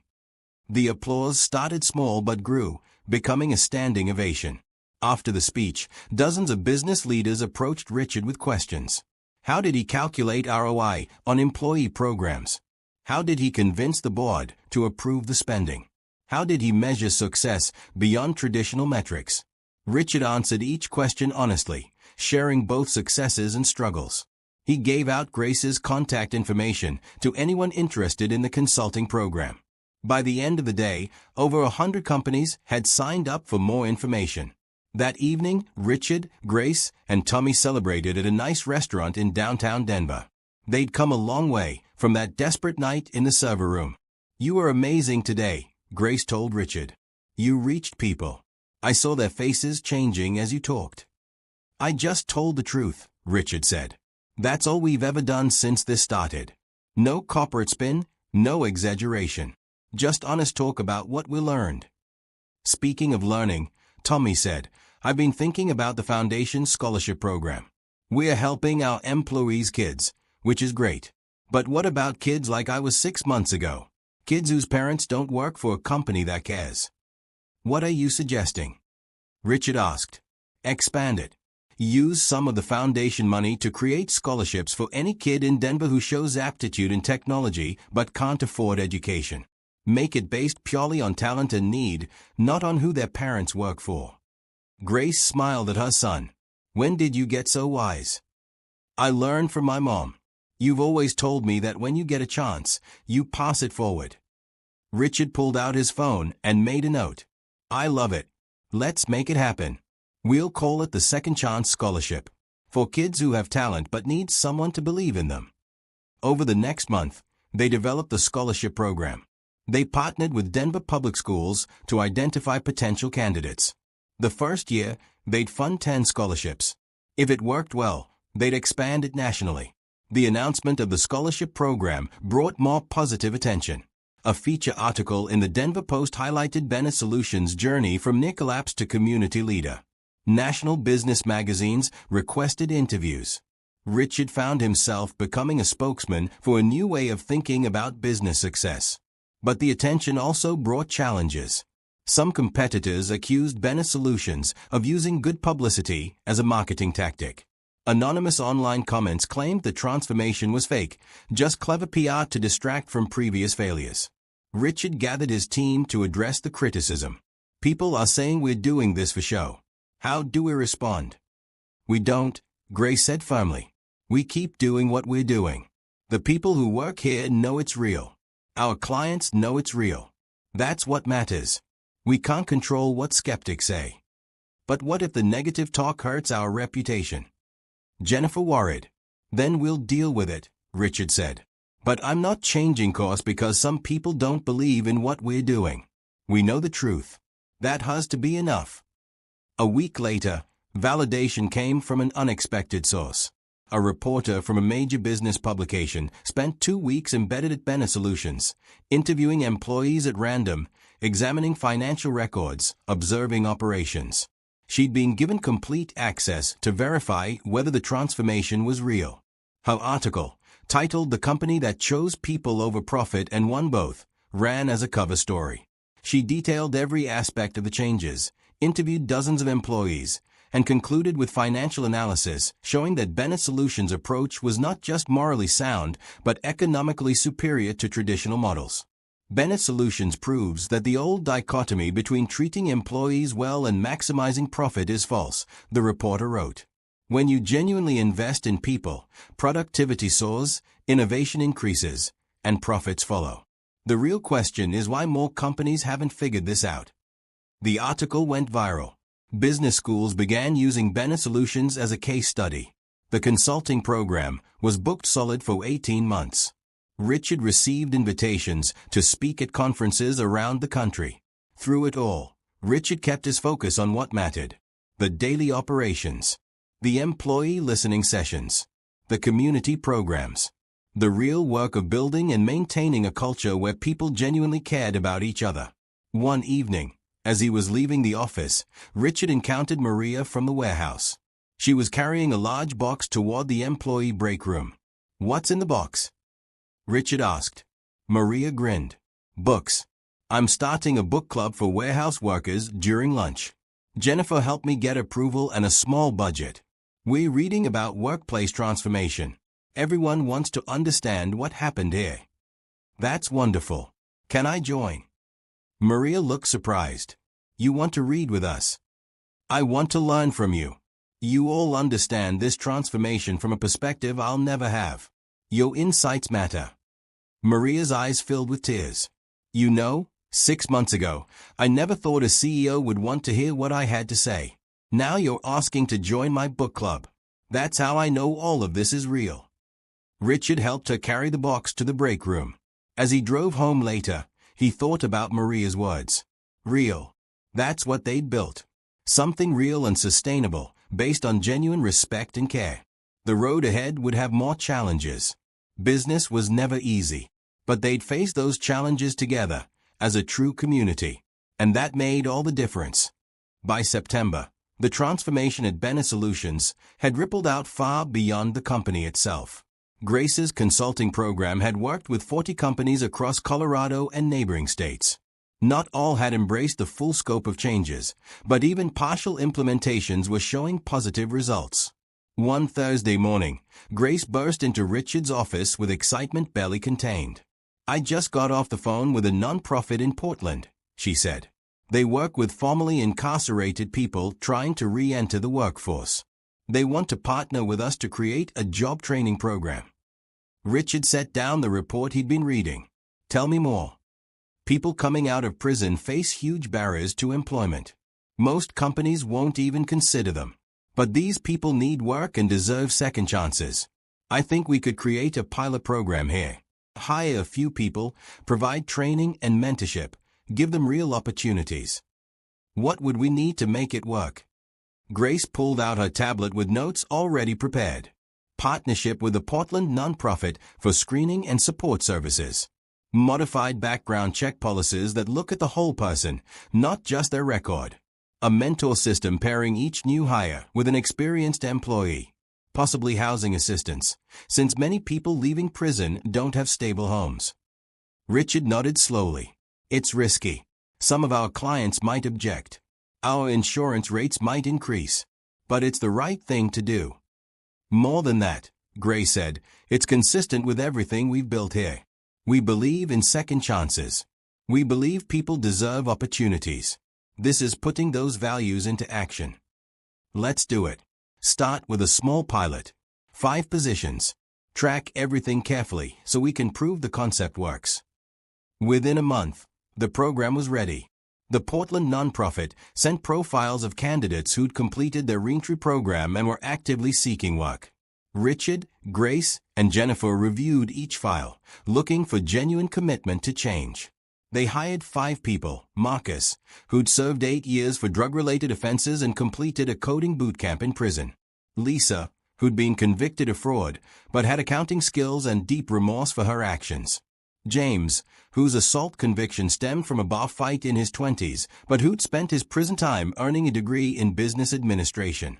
Angela, convicted of embezzlement, but who'd been supporting her younger siblings since their parents died. And Robert, whose breaking and entering charge came from a desperate attempt to feed his family during unemployment. Each brought skills, determination, and gratitude for the opportunity. But they also brought trauma, fear, and the weight of society's judgment. The first day was difficult. Marcus sat in the break room alone during lunch, assuming no one would want to eat with an ex-convict. Lisa nearly quit after overhearing 2 employees speculating about what she'd done to end up in prison. James struggled with the open office environment after years in a cell, frequently retreating to bathrooms just to have walls around him. Grace recognized the signs of people drowning in an unfamiliar environment. She called an all-hands meeting that afternoon. We have 5 new employees starting this week, Grace announced to the assembled company. Each of them has a criminal record. Each of them served their time and completed a rigorous reentry program. Each of them deserves the same respect and welcome we'd give anyone else joining our team. She paused, looking around the room. I know some of you are uncomfortable. I know some of you have concerns. That's natural. But remember where we were 6 months ago. Remember how Tommy helped us even though he had no obligation to. Remember all the second chances we've given each other. These 5 people need the same kindness. Frank, the warehouse supervisor, stood up. I'll mentor Marcus. I did some stupid things when I was younger too. Only difference is I didn't get caught. He deserves a fair shot. Jennifer raised her hand. I'll work with Lisa. She has accounting skills we can use, and I can help her navigate the corporate environment. One by one, employees volunteered to mentor and support the new hires. By the end of the meeting, each of the 5 had multiple people offering help. The change in atmosphere was immediate. Marcus found himself invited to join a lunch group that talked about programming and cybersecurity. Lisa was included in the women's networking group that met weekly. James connected with other veterans in the company who understood transitioning from structured environments to civilian life. Angela bonded with several working parents who understood the pressure of supporting family. Robert found friends in the warehouse crew who appreciated his work ethic and humor. 2 weeks into the program, Richard conducted check-in meetings with each new hire. Marcus came to his office first, looking nervous. "Am I in trouble?" Marcus asked immediately. "Not at all. I just want to know how you're doing. How's the transition?" Marcus relaxed slightly. "It's overwhelming sometimes. I keep expecting someone to tell me this is all a mistake, that I don't belong here. But everyone's been really kind. Frank has been teaching me advanced coding techniques. I'm learning more here in 2 weeks than I did in 6 months of the boot camp." "VV, you belong here," Richard said firmly. "You earned this position with your skills and your determination. The past doesn't define your future unless you let it." "Can I ask you something?" Marcus said. "Why did you take a chance on us? Most companies won't even look at applications from people with records." Richard thought about the question. "Because 6 months ago, I was given a second chance I didn't deserve. A teenager and his mother saved my company when they had no reason to help. That taught me something about grace and opportunity. If I'd been judged solely on my worst moments, I'd have nothing. Why should I judge you only on yours?" Marcus wiped his eyes. "I'm going to make you proud. I promise." "You already have," Richard said.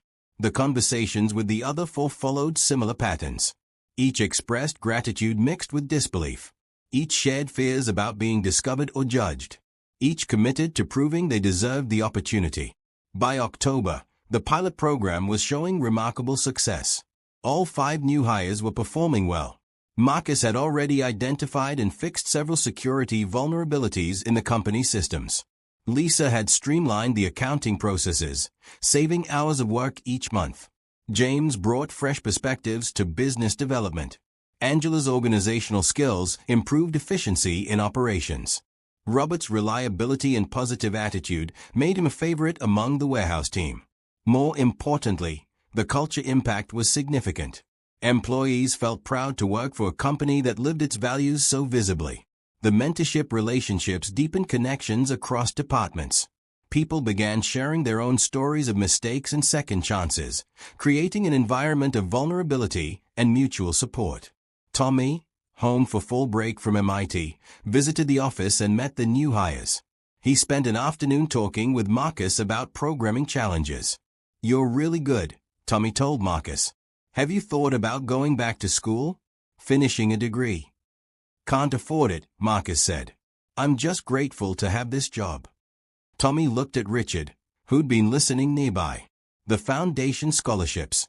Could they apply to someone like Marcus?" Richard smiled. "The whole point is helping people who have talent but face barriers. I'd say Marcus qualifies. What do you think, Marcus? Would you be interested in pursuing a degree in cybersecurity? We'd work around your schedule and the foundation would cover tuition." Marcus stared at them. "You're serious? You'd pay for me to go to college?" "Completely serious. Your potential is obvious. Let's make sure you reach it." Marcus broke down crying. Years of being told he'd thrown away his future, that his mistakes defined him forever, had convinced him education was out of reach. Now someone was offering him not just a job, but a path to the career he'd dreamed about. The story of the Second Chance program spread through business networks and media coverage. Some praised Bennett Solutions for bold leadership. Others criticized them for taking unnecessary risks. A local television station ran a segment featuring Marcus telling his story. He spoke honestly about his past mistakes, his time in prison, his determination to build a different future. He credited Bennett Solutions with seeing his potential instead of just his record. The response was overwhelming. Over 200 formerly incarcerated individuals applied for positions. Other companies called asking how to implement similar programs. The Portland nonprofit reported a surge in enrollment from people inspired by Marcus's example. But not everyone was supportive. A handful of clients expressed concerns about having people with criminal records working on their accounts. One client threatened to cancel their contract if Lisa, who'd been convicted of fraud, had any access to their financial data. Richard called a meeting with his leadership team to address the pushback. We have a decision to make. Do we restrict what the new hires can work on to appease nervous clients? Or do we stand by our commitment to treat them like any other employee? If we restrict them, we're saying their past does define their future, Grace argued. That undermines everything we've built with this program. But if we lose clients, we could end up having to lay people off, Jennifer countered. Is principle worth putting everyone's jobs at risk? Mark had been quiet, thinking. Now he spoke. What if we turn it around? What if we make it a strength? We could tell clients that we've implemented additional security protocols and oversight that actually make their data safer. The fact that some of our employees have relevant past experience means we're more aware of potential vulnerabilities. That's spin, Frank said. No, Mark corrected, it's truth. Lisa knows how financial fraud happens because she did it. That makes her valuable for preventing it. Marcus understands hacking because he studied it intensively. That makes him better at security. We're not hiding their pasts. We're leveraging their unique knowledge for our clients' benefit. Richard nodded slowly. I like it. We're honest about who we've hired and why. We show clients that our security is stronger, not weaker, because of the diverse experience on our team. They crafted a message to clients explaining the program and the additional value it brought. Most clients responded positively, impressed by the commitment to second chances and the practical security improvements. The few who remained uncomfortable were offered alternative account managers, but none actually left. In November, the foundation announced an expansion of the Second Chance Scholarship Program. They'd fund 50 scholarships the first year, available to formerly incarcerated individuals, young people from foster care, students who'd had to drop out due to family emergencies, and anyone else who'd faced significant barriers to education. Tommy worked with Grace to design the application process. They wanted to find people with genuine potential and determination, not just good test scores or perfect applications. The first round of applications brought heartbreaking and inspiring stories. A mother who dropped out of high school to care for her siblings after their parents died in an accident, now hoping to earn her GED and study nursing. A young man who'd aged out of foster care, with no support system, working multiple jobs while taking community college classes. A woman who'd left an abusive marriage with nothing and was rebuilding her life through education. The selection committee, which included Richard, Grace, Tommy, and several employees, read each application carefully. They awarded all 50 scholarships, and Richard personally approved foundation funds to add 20 more. We can't help everyone, Richard told the committee, but we can help these 70 people. And if each of them goes on to help others, the impact multiplies. The scholarship recipients were invited to a ceremony at Bennett Solutions in December. 70 people from across Colorado gathered, many bringing family members. Tommy spoke about his own journey from self-taught teenager to MIT student. A year ago, I was waiting in a lobby for my mom to finish a cleaning shift, Tommy said. I had no money for college, no connections, just determination and skills I taught myself.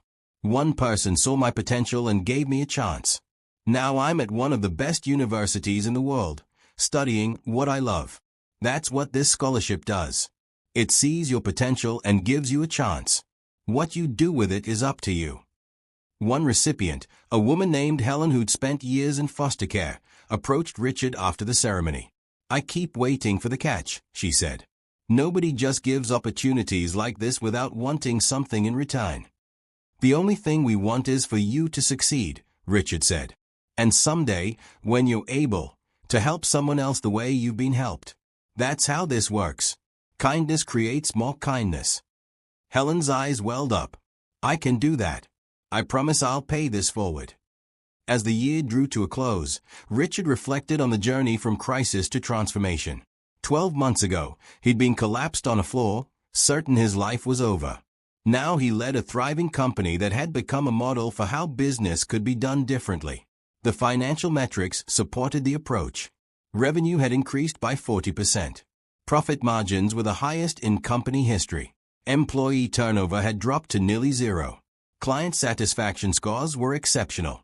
But the real success wasn't in those numbers. It was in Marcus pursuing his degree while excelling at his job. In Helen starting community college with hope for the future. In Maria organizing book clubs and building community. In 300 employees who came to work each day knowing they mattered. It was in the ripple effect spreading outward as other companies adopted similar practices, as workers across industries began demanding better treatment, as the conversation about business responsibility shifted from profits alone to people and profits together. Grace found Richard standing at his office window one evening, looking out at the Denver skyline as snow began to fall. Thinking deep thoughts, she asked. Just grateful, Richard said. For you and Tommy. For second chances. For learning that the best investment a company can make is in the people who make it run. You know what I think. Grace said. I think you always had it in you to be this kind of leader. You just needed a crisis to strip away all the nonsense and reveal what was really important. Maybe, Richard agreed. Or maybe I needed people like you to show me what I was missing. Either way, I'm glad we ended up here. Me too, Grace said. Now go home. Your mother's been texting me asking why you're still at the office. She wants you to come to dinner. Richard laughed. His relationship with his mother had deepened over the past year. The health scare had reminded him that family mattered more than quarterly reports. Now he made time for weekly dinners, for conversations about life instead of just business. As he drove home through the falling snow, Richard thought about all the lives touched by one teenager's willingness to help a desperate CEO on a horrible night. The interconnectedness of kindness and opportunity. The way one second chance could multiply into thousands. He'd set out to build a successful company. Instead, he'd built a community. And that, he realized, was the greater achievement. The new year brought unexpected challenges that tested everything Bennett Solutions had built. In January, Richard's mother, Patricia, collapsed at her home. Richard received the call while in a meeting with potential clients. I have to go, Richard said immediately, grabbing his coat. Family emergency. Grace understood without explanation. Go. We'll handle everything here. Richard rushed to the hospital where ambulances had taken his mother. The emergency room doctor explained that Patricia had suffered a stroke. The next 24 hours would be critical. Richard sat in the ICU waiting room, his mind spinning. He'd already lost his father 5 years ago. The thought of losing his mother, especially after they'd grown so close again, was unbearable. Grace arrived an hour later with coffee and food. I brought Jenny to sit with you, she said, referring to Jennifer Cole. And Mark's handling your meetings. You don't need to think about work right now. I should be there, Richard protested weakly. We have deadlines, commitments. And we have a team that can manage without you for a few days, Grace said firmly. Your mom needs you. We've got the company. Over the next week, Richard barely left the hospital. Patricia's condition stabilized, but the stroke had affected her speech and mobility. She'd need months of rehabilitation. The medical bills began piling up despite Richard's wealth, as many of the therapies she needed weren't fully covered by insurance. Richard didn't care about the cost. He'd pay anything to help his mother recover. But watching her struggle to form words, to move her left arm, broke his heart. This strong, independent woman who'd raised him alone after his father died was now dependent on others for basic tasks. I'm sorry, Patricia managed to say one afternoon, her words slurred and difficult. For what? Richard asked, holding her hand. Burden. On you. Richard felt tears streaming down his face. Mom, you're not a burden. You're my mother. Taking care of you is a privilege, not an obligation. But the strain was real. Richard tried to balance hospital visits with work responsibilities. He was exhausted, emotionally drained, struggling to focus on anything. His sleep suffered. His health declined. He snapped at employees for the first time in months, immediately apologizing but recognizing he was barely holding it together. Grace called an intervention of sorts.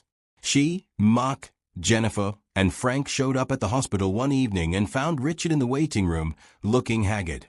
"We're taking over," Grace announced. "We've reorganized schedules, so you can be here full-time. Mark's handling operations. Jennifer's managing HR and client relations. Frank's coordinating with the warehouse and logistics. I'm overseeing everything, and will keep you updated on anything critical." "I can't ask you to do that," Richard protested. "You're not asking. We're telling you," Mark said. "6 months ago, you gave all of us second chances. You transformed this company, so we could have better lives. Now we're returning the favor. Let us help you." Richard started to argue, but Grace cut him off. "Remember what you told Helen at the scholarship ceremony? That kindness creates more kindness? This is how it works. You helped us. We help you. That's what community means." Over the following weeks, the Bennett Solutions team proved they could run the company without Richard's daily involvement. Mark made operational decisions with confidence. Jennifer handled employee concerns with grace. Frank kept logistics running smoothly. Grace coordinated everything, while also checking on Richard daily. But more than just maintaining operations, the employees rallied around Richard's family crisis.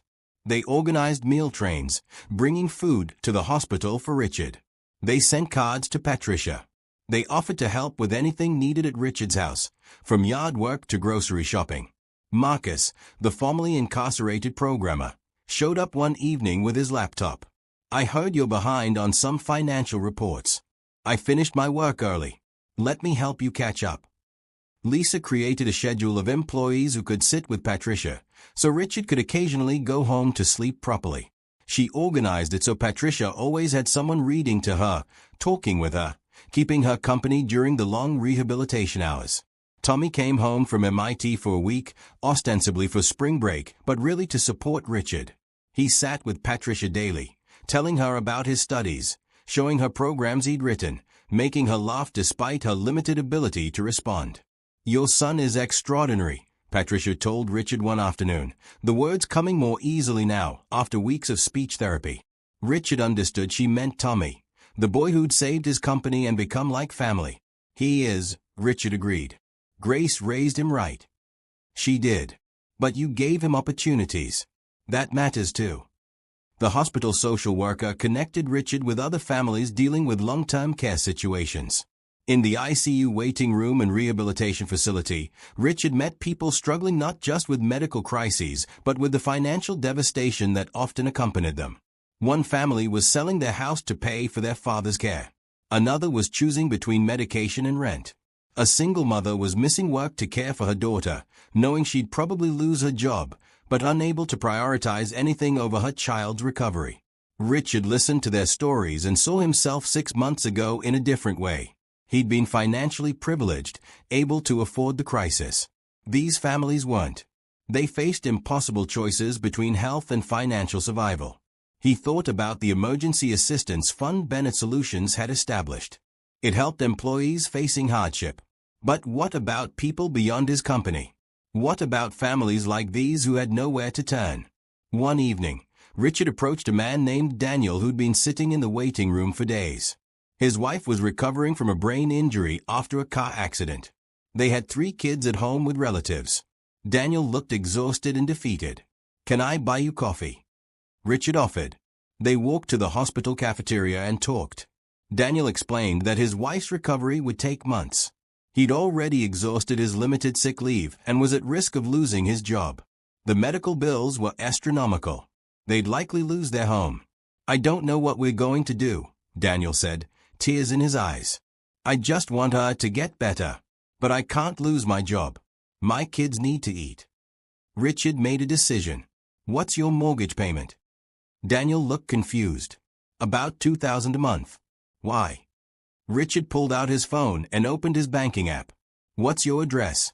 "I'm paying off your mortgage." "What?" "No, I couldn't." "I'm not asking. This isn't charity. This is one person helping another because he can. You focus on your wife's recovery. Don't worry about losing your house." Daniel stared at Richard in disbelief. "Why would you do this? You don't even know me." "I've learned something this year," Richard said. When you're given grace and second chances, you're supposed to pass them on. Someone helped me when I needed it. Now I'm helping you.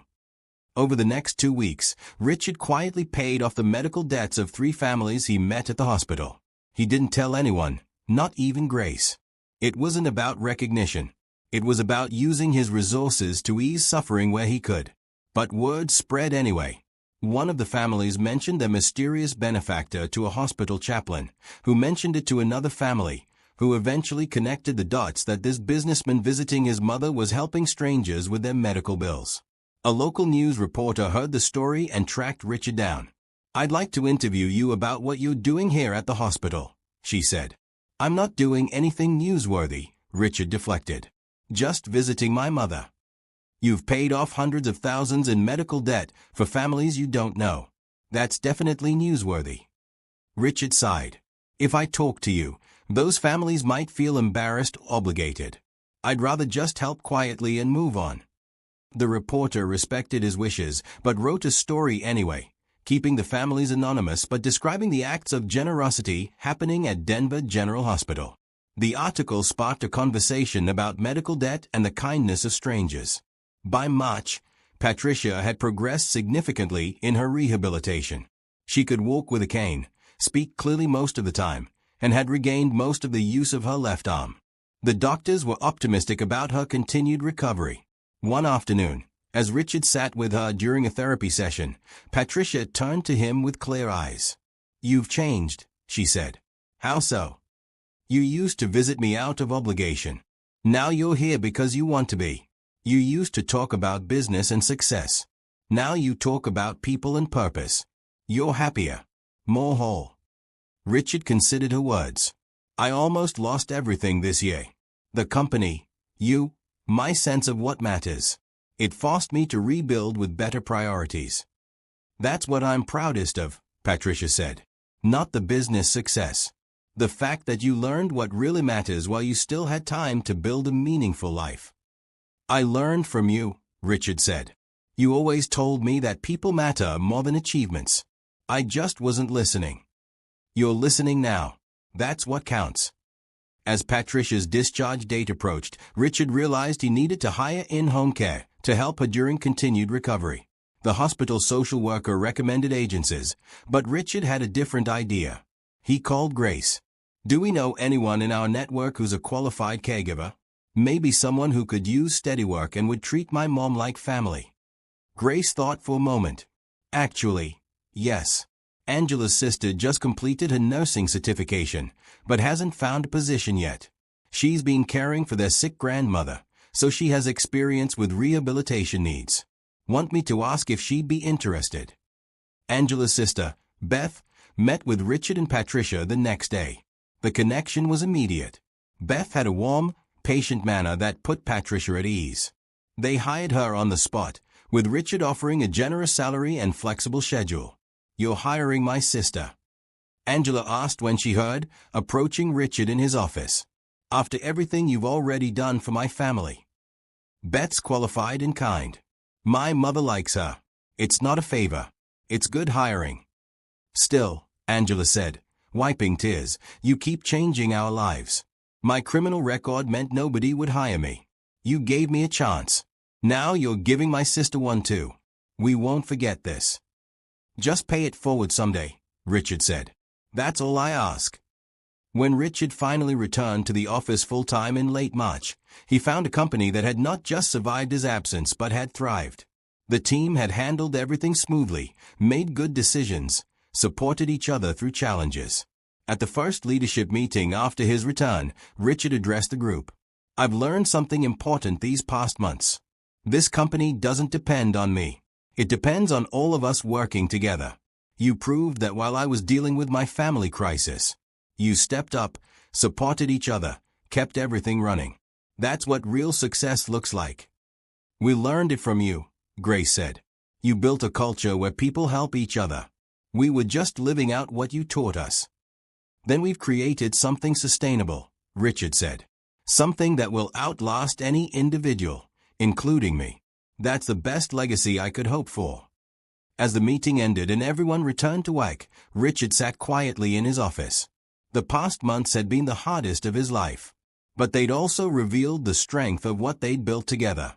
A true community that supported its members through crisis, that operated on principles of mutual care, that understood success meant everyone thriving, not just surviving. His mother was recovering. His company was strong. His employees had become his friends. And he'd learned that being vulnerable, accepting help, and acknowledging he couldn't do everything alone didn't make him weak. It made him human. And that, he realized, was perhaps the most important lesson of all. By April, life had found a new rhythm. Patricia was recovering well at home with Beth's care, regaining more mobility and independence each week. Bennett Solutions was hitting record metrics while maintaining its people-first culture. The Foundation's programs were expanding, touching more lives across Colorado and beyond. But Richard felt something he couldn't quite name. A restlessness, a sense that despite all the success and transformation, something was still missing from his life. He realized what it was one Saturday morning while visiting his mother. Beth was helping Patricia with exercises, and the two women were laughing about something. The sound of genuine joy and connection filled the house. "When did you get so lonely?" Patricia asked when Beth stepped out of the room. Richard startled. "What do you mean?" "You've transformed your company. You're helping hundreds of people. But you're still alone. When's the last time you did something just for yourself? Just for joy?" "I'm not lonely. I have work, friends, purpose." "You have those things. But you don't have a life outside of fixing other people's problems. You need to actually live, Richard. Not just facilitate other people's living." The observation haunted Richard over the following days. He'd been so focused on transformation and helping others that he'd neglected his own personal life. He worked long hours not because he had to, but because he didn't know what else to do with his time. His relationships were all tied to work. His identity was wrapped up in being the CEO who'd learned to care about people. But who was he beyond that? What did Richard Bennett enjoy, dream about, want from life? He didn't have good answers. Grace noticed his distracted state during their weekly strategy meeting. "What's going on with you? You seem off."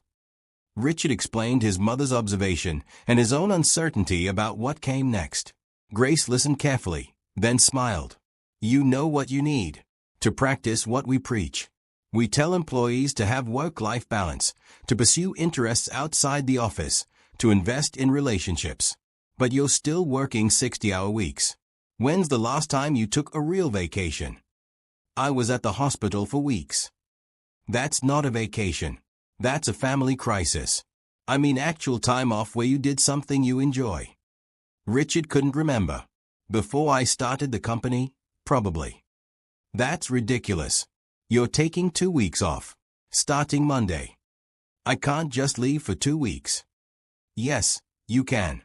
We've already proven the company runs fine without you. You need to figure out who you are when you're not fixing problems or managing a business." Richard tried to argue, but Grace was immovable. By Friday, she'd coordinated with Mark and Jennifer to cover his responsibilities. Tommy, home for a long weekend, helped research activities Richard might enjoy.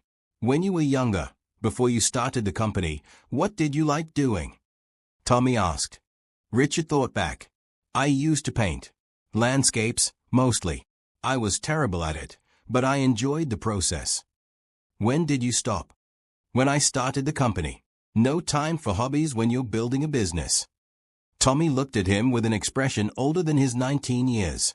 "That's sad. You gave up something you loved for something that almost destroyed you. Maybe it's time to get it back."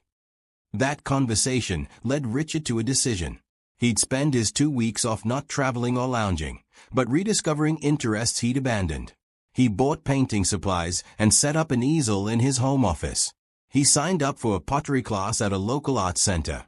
He joined a hiking group that explored Colorado trails. The first few days felt awkward. He didn't know how to simply exist without purpose or productivity metrics. He painted badly, made lopsided pottery, fell behind on hikes. But slowly, he began to enjoy the process rather than judging the results. At the pottery class, he met a woman named Catherine who was a high school art teacher. She was patient, funny, and completely unimpressed by his business success. "What do you do when you're not making wonky bowls?" she asked during a break. "I run a tech company," Richard said. "Bennett Solutions." "Never heard of it," Catherine said cheerfully. "But those are some seriously wonky bowls." Richard laughed, genuinely laughed, for the first time in weeks. "They really are terrible. That's the beauty of it. Nobody expects perfection in beginner pottery. You're just here to play with mud and maybe make something useful eventually." They struck up a friendship over the 6-week class. Catherine had no connection to his business world, no agenda, no interest in what Bennett Solutions could do for her. She just enjoyed his company and teased him about his terrible artistic skills. On the last day of class, as they glazed their final projects, Catherine invited Richard to an art show featuring her students' work. "It's next Friday. Local coffee shop. Very casual. Want to come?" Richard hesitated. A social event with no business purpose felt foreign. But then he thought about his mother's words about actually living. "I'd like that," he said. The art show was intimate and warm, featuring work by teenagers from Catherine's high school classes. Richard walked through displays of paintings, sculptures, and photographs, impressed by the young artist's talent and vision. Catherine introduced him to her students, each proudly explaining their work. One girl, a junior named Megan, had created a series of paintings about her family's immigrant experience. The emotion and skill evident in her work took Richard's breath away. "This is remarkable," Richard told her. "Have you thought about art school?" Megan's face fell. "I can't afford it. I'll probably just go to community college and get a practical degree." Richard heard echoes of Tommy's story, of talents limited by financial constraints. What if you didn't have to choose between practical and passionate? What if you could study what you love? He pulled out his phone and showed Megan information about the Second Chance Scholarship Program. "The foundation I help run provides scholarships for students facing barriers to education. I think you'd be a strong candidate. Would you be interested in applying?" Megan's eyes widened. Catherine looked at Richard with new understanding. Later that evening, after the show ended, Catherine and Richard sat at the coffee shop talking. "So you're not just some tech CEO," Catherine said. "You're the guy from those news articles. The one transforming how companies treat employees." "Guilty," Richard admitted. "Does that change things?" "Should it?" "Most people, once they know about the company and the foundation, start seeing me differently. They want things, or they feel obligated to act a certain way around me." Catherine stirred her coffee thoughtfully. "Here's what I see. A guy who's terrible at pottery but shows up every week anyway. Who genuinely listened to my students' stories about their art. Who saw talent in Megan and offered to help without making a big show of it. That's the person I'm interested in knowing. The business stuff is fine, but it's not who you are." "I'm not sure I know who I am anymore," Richard confessed. "I spent 20 years being one person, then everything changed, and now I'm trying to figure out who I'm supposed to be."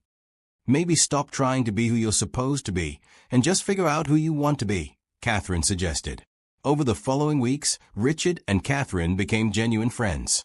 She introduced him to the local arts community, dragging him to gallery openings and live music events. He shared stories about the company transformation and the people whose lives had changed. They kept their relationship firmly in friendship territory, both wary of romantic complications. But the connection was real and valuable.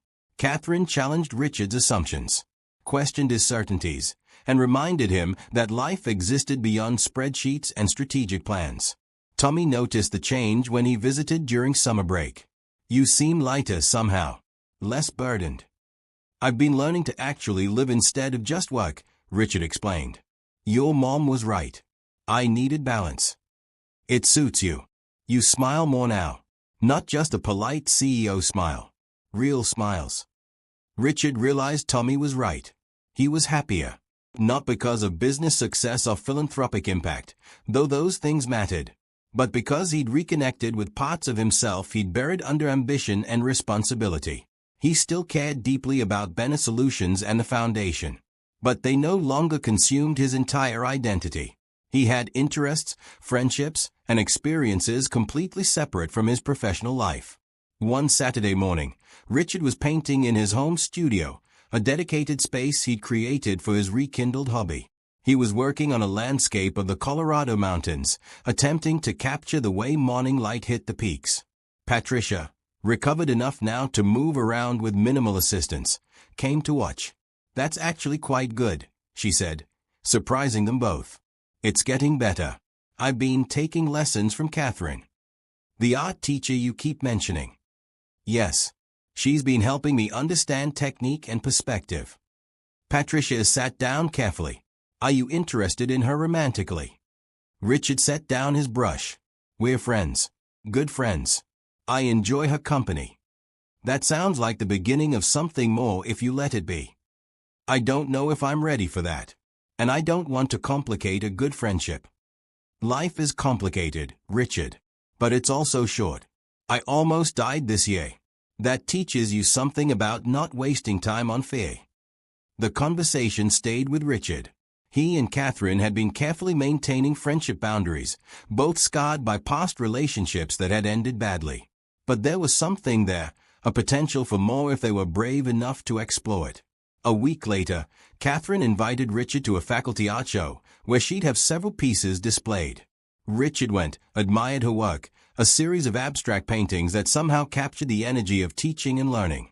"These are beautiful," Richard said, studying a particularly vibrant piece. "The colors, the movement. It's how passion looks." Catherine smiled. "That's exactly what I was trying to convey. The feeling of watching a student suddenly understand something, that moment of breakthrough." "I know that feeling," Richard said. "From the company. Watching Marcus excel at programming. Seeing Angela grow into her role. Those moments of people becoming who they are meant to be. You really love what you do, don't you?" "I do now," Richard said. "I didn't always. But once I started seeing people instead of just metrics, everything changed.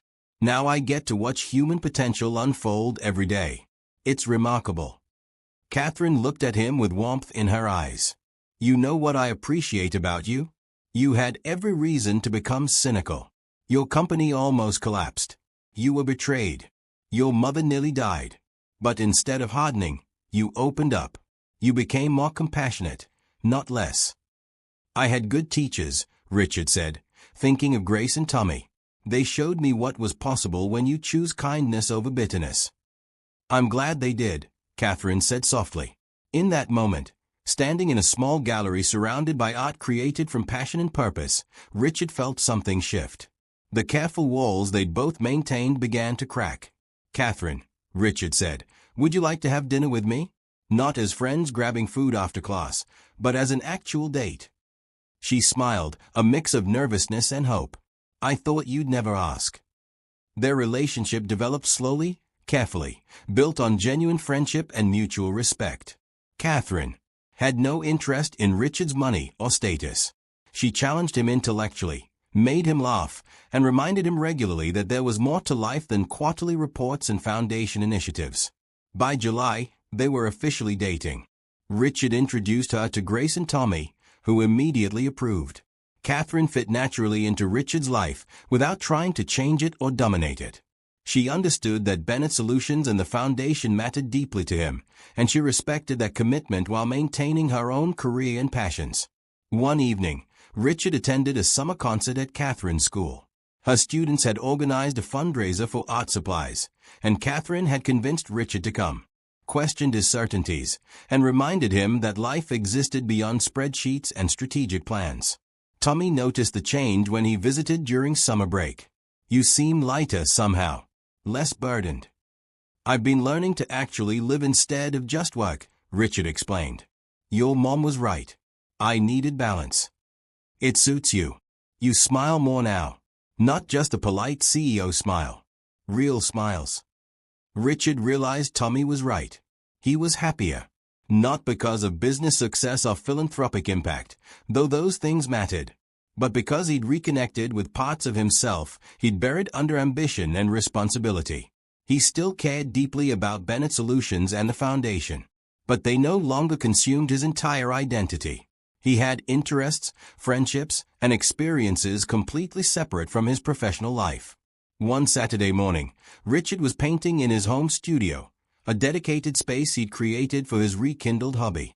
He was working on a landscape of the Colorado mountains, attempting to capture the way morning light hit the peaks. Patricia, recovered enough now to move around with minimal assistance, came to watch. "That's actually quite good," she said, surprising them both. "It's getting better. I've been taking lessons from Catherine." "The art teacher you keep mentioning?" "Yes. She's been helping me understand technique and perspective." Patricia sat down carefully. "Are you interested in her romantically?" Richard set down his brush. "We're friends. Good friends. I enjoy her company." "That sounds like the beginning of something more if you let it be." "I don't know if I'm ready for that. And I don't want to complicate a good friendship." "Life is complicated, Richard. But it's also short. I almost died this year.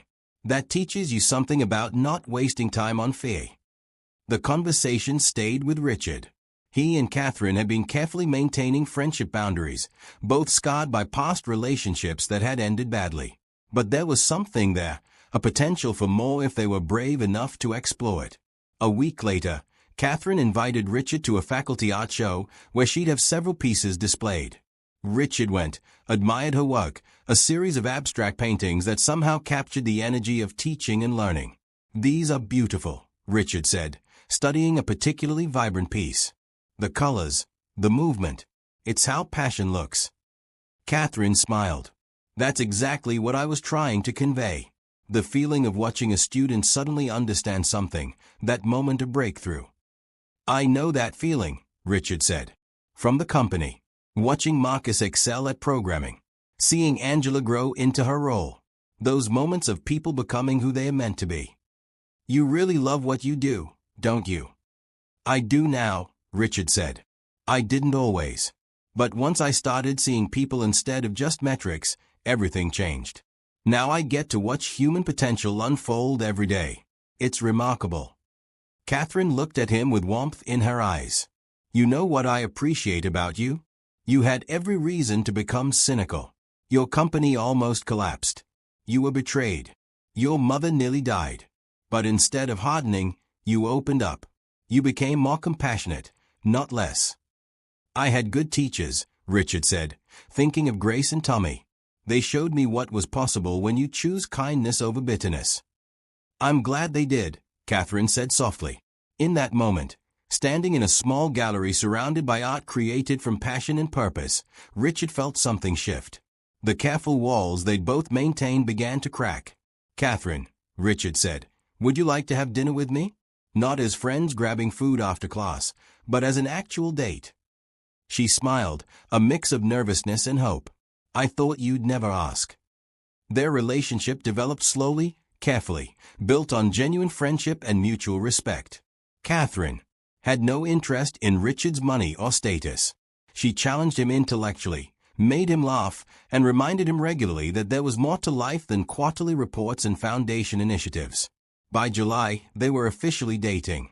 Richard introduced her to Grace and Tommy, who immediately approved. Catherine fit naturally into Richard's life without trying to change it or dominate it. She understood that Bennett's solutions and the foundation mattered deeply to him, and she respected that commitment while maintaining her own career and passions. One evening, Richard attended a summer concert at Catherine's school. Her students had organized a fundraiser for art supplies, and Catherine had convinced Richard to come. Richard agreed to speak, and Catherine offered to attend for support. The conference was in Chicago, and they made a weekend of it, combining the speaking engagement with time to explore the city together. Richard's speech was scheduled for Saturday afternoon. He stood backstage, nervous in a way he hadn't been since the Colorado summit the previous year. But this time, he had Catherine beside him, offering encouragement. "Just tell the truth," she said. "That's all anyone needs to hear." Richard walked onto the stage to face over 1,000 business leaders. He looked out at the crowd and saw himself from 2 years ago reflected in many faces. People chasing success, measuring worth in metrics, viewing employees as resources rather than humans. 2 years ago, I was you, Richard began. Ambitious, driven, convinced that success meant maximizing profit and beating competitors. I ran a company with 300 employees, and I couldn't tell you the name of a single person who cleaned my office at night. I thought that was normal. I thought that was business." He told the complete story. The crisis, the collapse, the panic attack, Tommy and Grace's intervention, the recovery, and the realization that everything he built meant nothing if it wasn't built on genuine care for people. "I'm not here to tell you to become a nonprofit," Richard said. "Bennett Solutions is more profitable now than ever. I'm here to tell you that taking care of people and making money aren't mutually exclusive. They are interconnected. When your employees thrive, your business thrives. When you invest in human potential, you get returns you can't measure on a balance sheet." He shared metrics showing productivity increases, retention improvements, innovation boosts. But he also shared stories. Marcus earning his degree, Megan getting into art school, families keeping their homes because of medical debt relief. Lives change because someone chose kindness over efficiency. "The question isn't whether you can afford to invest in people," Richard concluded. "The question is whether you can afford not to. Every business decision is ultimately about people. Your employees, your clients, your community. When you forget that, you're building on sand. When you remember it, you're building something that lasts." The standing ovation lasted several minutes. Afterward, dozens of executives approached Richard with questions. Some were skeptical, looking for the catch or the hidden costs. Others were genuinely moved, asking how to begin transformation in their own companies. Richard spent hours talking with them, offering insights from Bennett Solutions' experience. He gave out Grace's contact information to those serious about change. He connected with leaders who shared his values and wanted to create networks of businesses committed to people-first practices. Flying home Sunday evening, exhausted but energized, Richard reflected on how far he'd come. From a man collapsed on an office floor certain his life was over, to someone who could stand on a national stage and offer hope to others struggling with the same questions he'd faced. "You did good up there," Catherine said, resting her head on his shoulder. "You gave people permission to care about more than just profit." "I hope some of them actually follow through. Talking about change is easy. Doing it is hard." "Some will, some won't," Catherine said preagely. "But the ones who do will change lives. Just like you have. That's enough." Richard thought about all the lives touched by the transformation at Bennett Solutions. 300 employees with better pay and working conditions. 70 scholarship recipients pursuing education. 15 formerly incarcerated individuals with second chances. 3 families keeping their homes because of medical debt relief. Dozens of companies implementing better practices because of Grace's consulting. And beyond those direct impacts, the ripples spreading outward. Employees helping their neighbors. Scholarship recipients planning to help others. Companies treating workers better. Kindness multiplying through action and example. Patricia had been right months ago.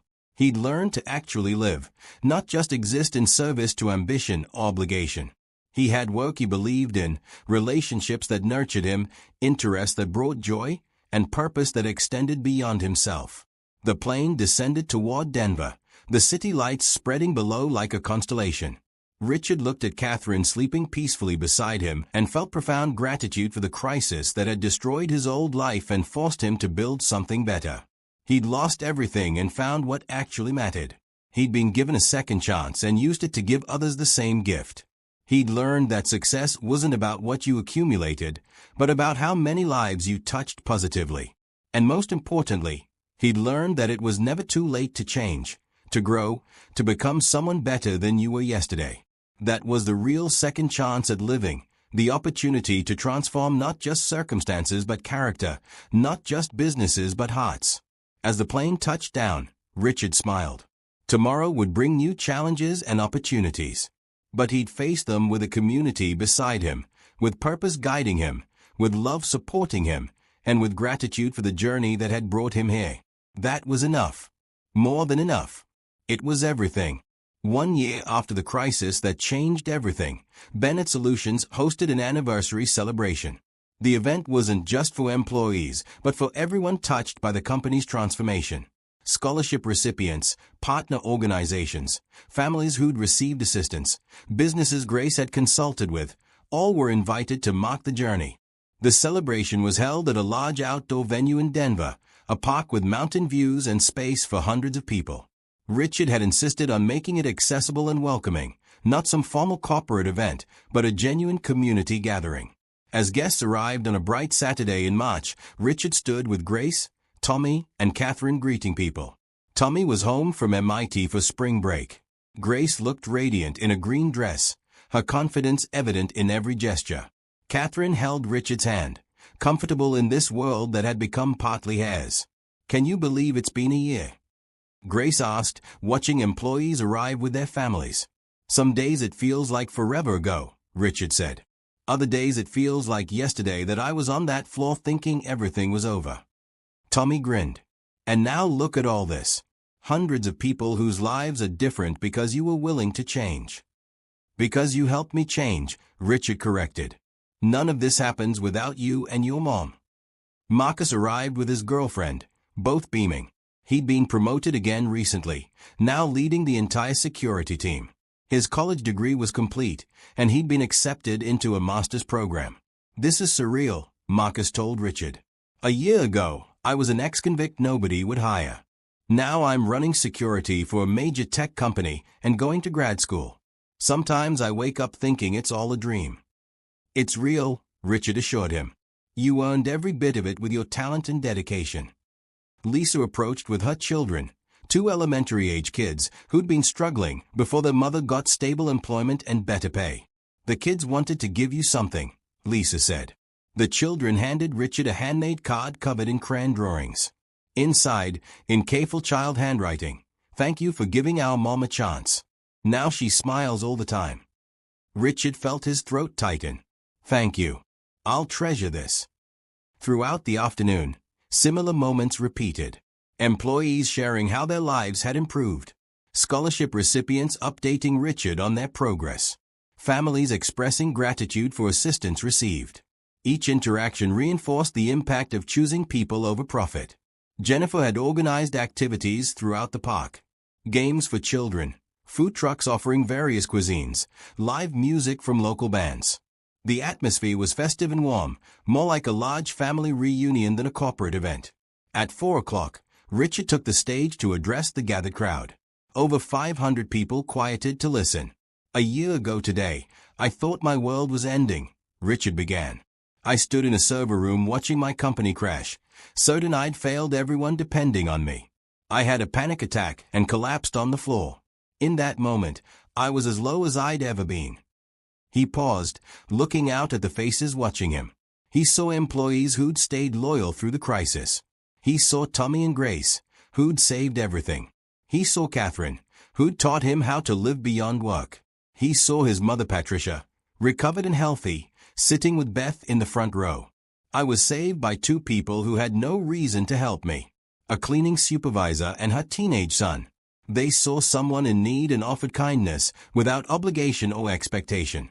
That single act of grace changed everything, not just for me but for hundreds of people."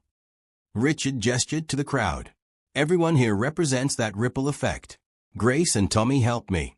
That enabled me to help our employees. Those employees helped each other and their communities. Our scholarship recipients are now planning to help others. The kindness keeps multiplying, creating waves that spread far beyond what any of us could accomplish alone." Applause rippled through the crowd. Richard waited for it to quiet. "This past year hasn't been perfect. We've faced challenges, made mistakes, struggled with difficult decisions. My mother nearly died. We've had setbacks and disappointments. But through it all, we've maintained our commitment to putting people first, to seeing everyone's potential, to believing that business success and human compassion can coexist." He pulled up a slide showing the past year's metrics. The numbers tell one story. 40% revenue growth. 98% employee retention. Record client satisfaction. The foundation helped 200 students pursue education. Grace's consulting program transformed 30 companies. Our Second Chance Employment Program gave 25 formerly incarcerated individuals new opportunities, with 100% success rate. Another slide showed faces and brief stories. Marcus and his cybersecurity achievements. Maria's daughter getting treatment for her asthma. Frank attending his son's baseball games. Megan studying art at RISD. Daniel keeping his house after his wife's injury. But numbers and stories only tell part of the truth, Richard continued.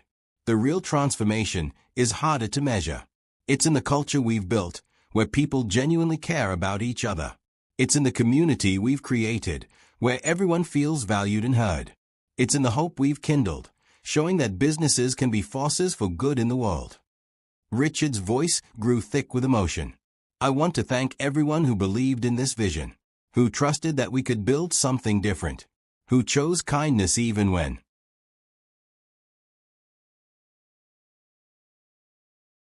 it was harder or more expensive than the alternative. You've all taught me what success really means. He looked directly at Grace.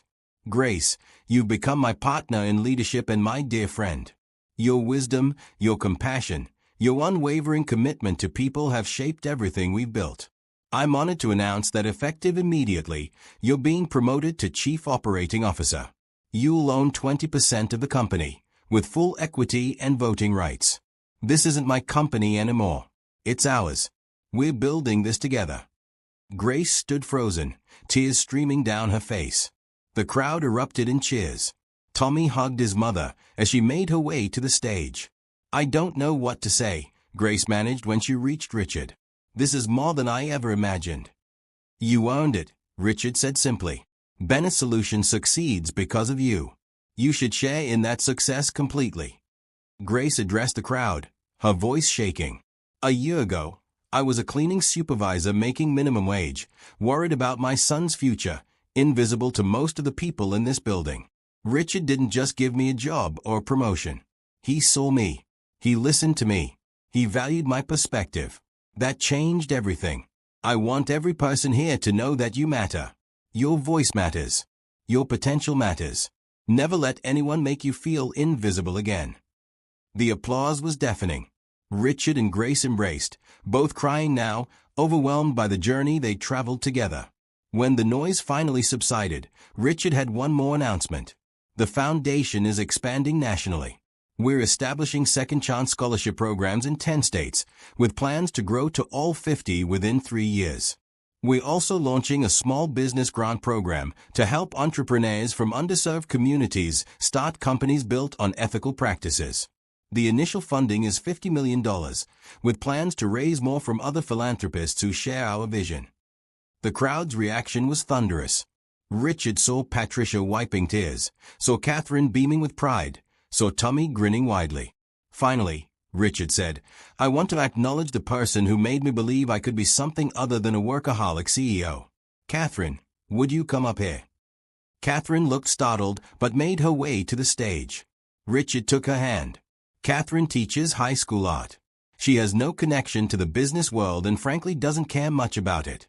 She taught me how to paint, how to see beauty in imperfection, how to live beyond spreadsheets and strategy. She reminded me that life is about more than achievements. It's about connection, joy, growth, love. Richard turned to face Catherine directly. You've made me happier than I knew was possible. You've shown me that success in business means nothing without success in living. I love you, and I'm hoping you'll consider building a future with me. He pulled a small box from his pocket and opened it to reveal a simple but elegant ring. Catherine, will you marry me? Catherine's hands flew to her mouth. Tears spilled down her cheeks. The entire crowd held its breath. Yes, Catherine said, laughing through her tears. Yes, absolutely yes. The crowd went wild as Richard slipped the ring onto Catherine's finger and kissed her. Patricia was openly sobbing. Grace was hugging Tommy. Employees were cheering and applauding. As the celebration continued into the evening, Richard moved through the crowd with Catherine at his side, accepting congratulations, sharing stories, connecting with people whose lives had intersected with his through this journey of transformation. He spoke with Daniel, whose wife had fully recovered and who'd found a better job with more flexibility. He talked with Beth about his mother's continued progress. He listened to Megan describe her first year at art school. He heard from executives at other companies about changes they'd implemented based on Bennett Solutions' model. Each conversation reinforced the central truth he'd learned, that kindness, generosity, and genuine care for people weren't weaknesses in business. They were strengths that created sustainable success and meaningful impact. As the sun set behind the mountains, casting the celebration in golden light, Tommy approached Richard and Catherine. "Can I say something?" Tommy asked. "Always," Richard said. "A year ago, I was just a kid with a laptop who happened to be in the right place at the right time. I helped fix some computers. That's all I thought I was doing. But you took that small act of help and built something incredible from it. You showed me that one person's willingness to help can change hundreds of lives. That's a lesson I'll carry forever." Tommy pulled out his phone and showed Richard and Catherine a video he'd been making. It was a compilation of interviews with employees, scholarship recipients, partner organizations, and families helped by the foundation. Each person shared how their life had changed because of choices made at Bennett Solutions. "I want to use this in presentations at MIT," Tommy explained, "to show other future business leaders what's possible when you prioritize people. Is that okay?" "It's more than okay," Richard said. "Please share it widely. The more people who see what we've learned, the better." As the celebration wound down and guests began departing, Richard found himself standing with the core group who'd been there from the beginning. Grace and Tommy, Mark Stevens and Jennifer Cole, Frank, Marcus, Lisa, James, Angela, and Robert, Catherine, Patricia, and Beth. "We did something special here," Mark said, looking around at the departing crowd. "Something that will outlast all of us." "We proved that business can be different," Jennifer added, "that you don't have to choose between profit and people." "We showed that everyone deserves a second chance," Marcus said quietly, "that mistakes don't define your future unless you let them." Grace raised her glass. "To second chances. To kindness. To seeing people's potential instead of their limitations. To building something worth being proud of." Everyone raised their glasses. "To second chances," they echoed. As the group dispersed, Richard and Catherine lingered in the park, watching the stars emerge in the darkening sky. Richard thought about the journey from that terrible night 1 year ago to this moment of joy and celebration. He'd lost everything and found what actually mattered. He'd been given grace when he deserved judgment. He'd learned that real success wasn't measured in dollars or market share, but in lives touched and hope rekindled. "What are you thinking?" Catherine asked, leaning against him. "That I'm grateful for the crisis that forced me to change. For Grace and Tommy who showed me a better way. For every challenge that revealed what I was really capable of becoming. For you, for teaching me how to actually live. No regrets about the old version of yourself? The successful CEO who had everything figured out." Richard laughed. That man had nothing figured out. He was successful and miserable, rich and empty, accomplished and alone. I'd never want to go back to being him. "Good," Catherine said, "because I much prefer the man who makes terrible pottery and cries at scholarship ceremonies." They stood together as night fell completely, the city lights of Denver spreading below them like possibilities waiting to be realized. The celebration was over, but the work continued. There were more scholarships to fund, more companies to help transform, more people needing second chances. But Richard was ready. Not because he had all the answers, but because he'd learned to trust in kindness, believe in potential, and understand that success meant lifting others up alongside yourself. He'd been given a second chance at everything: his business, his relationships, his purpose, his life. And he'd spend the rest of his days making sure others received the same gift. That was the real celebration. Not the party or the speeches or the announcements, but the ongoing commitment to see people, value them, help them, and trust that kindness would keep multiplying outward in ways none of them could fully predict or control. As they walked hand in hand toward his car, Richard smiled. The future was uncertain, as it always was. But it was bright with possibility, warm with community, and grounded in the simple truth that had saved him a year ago.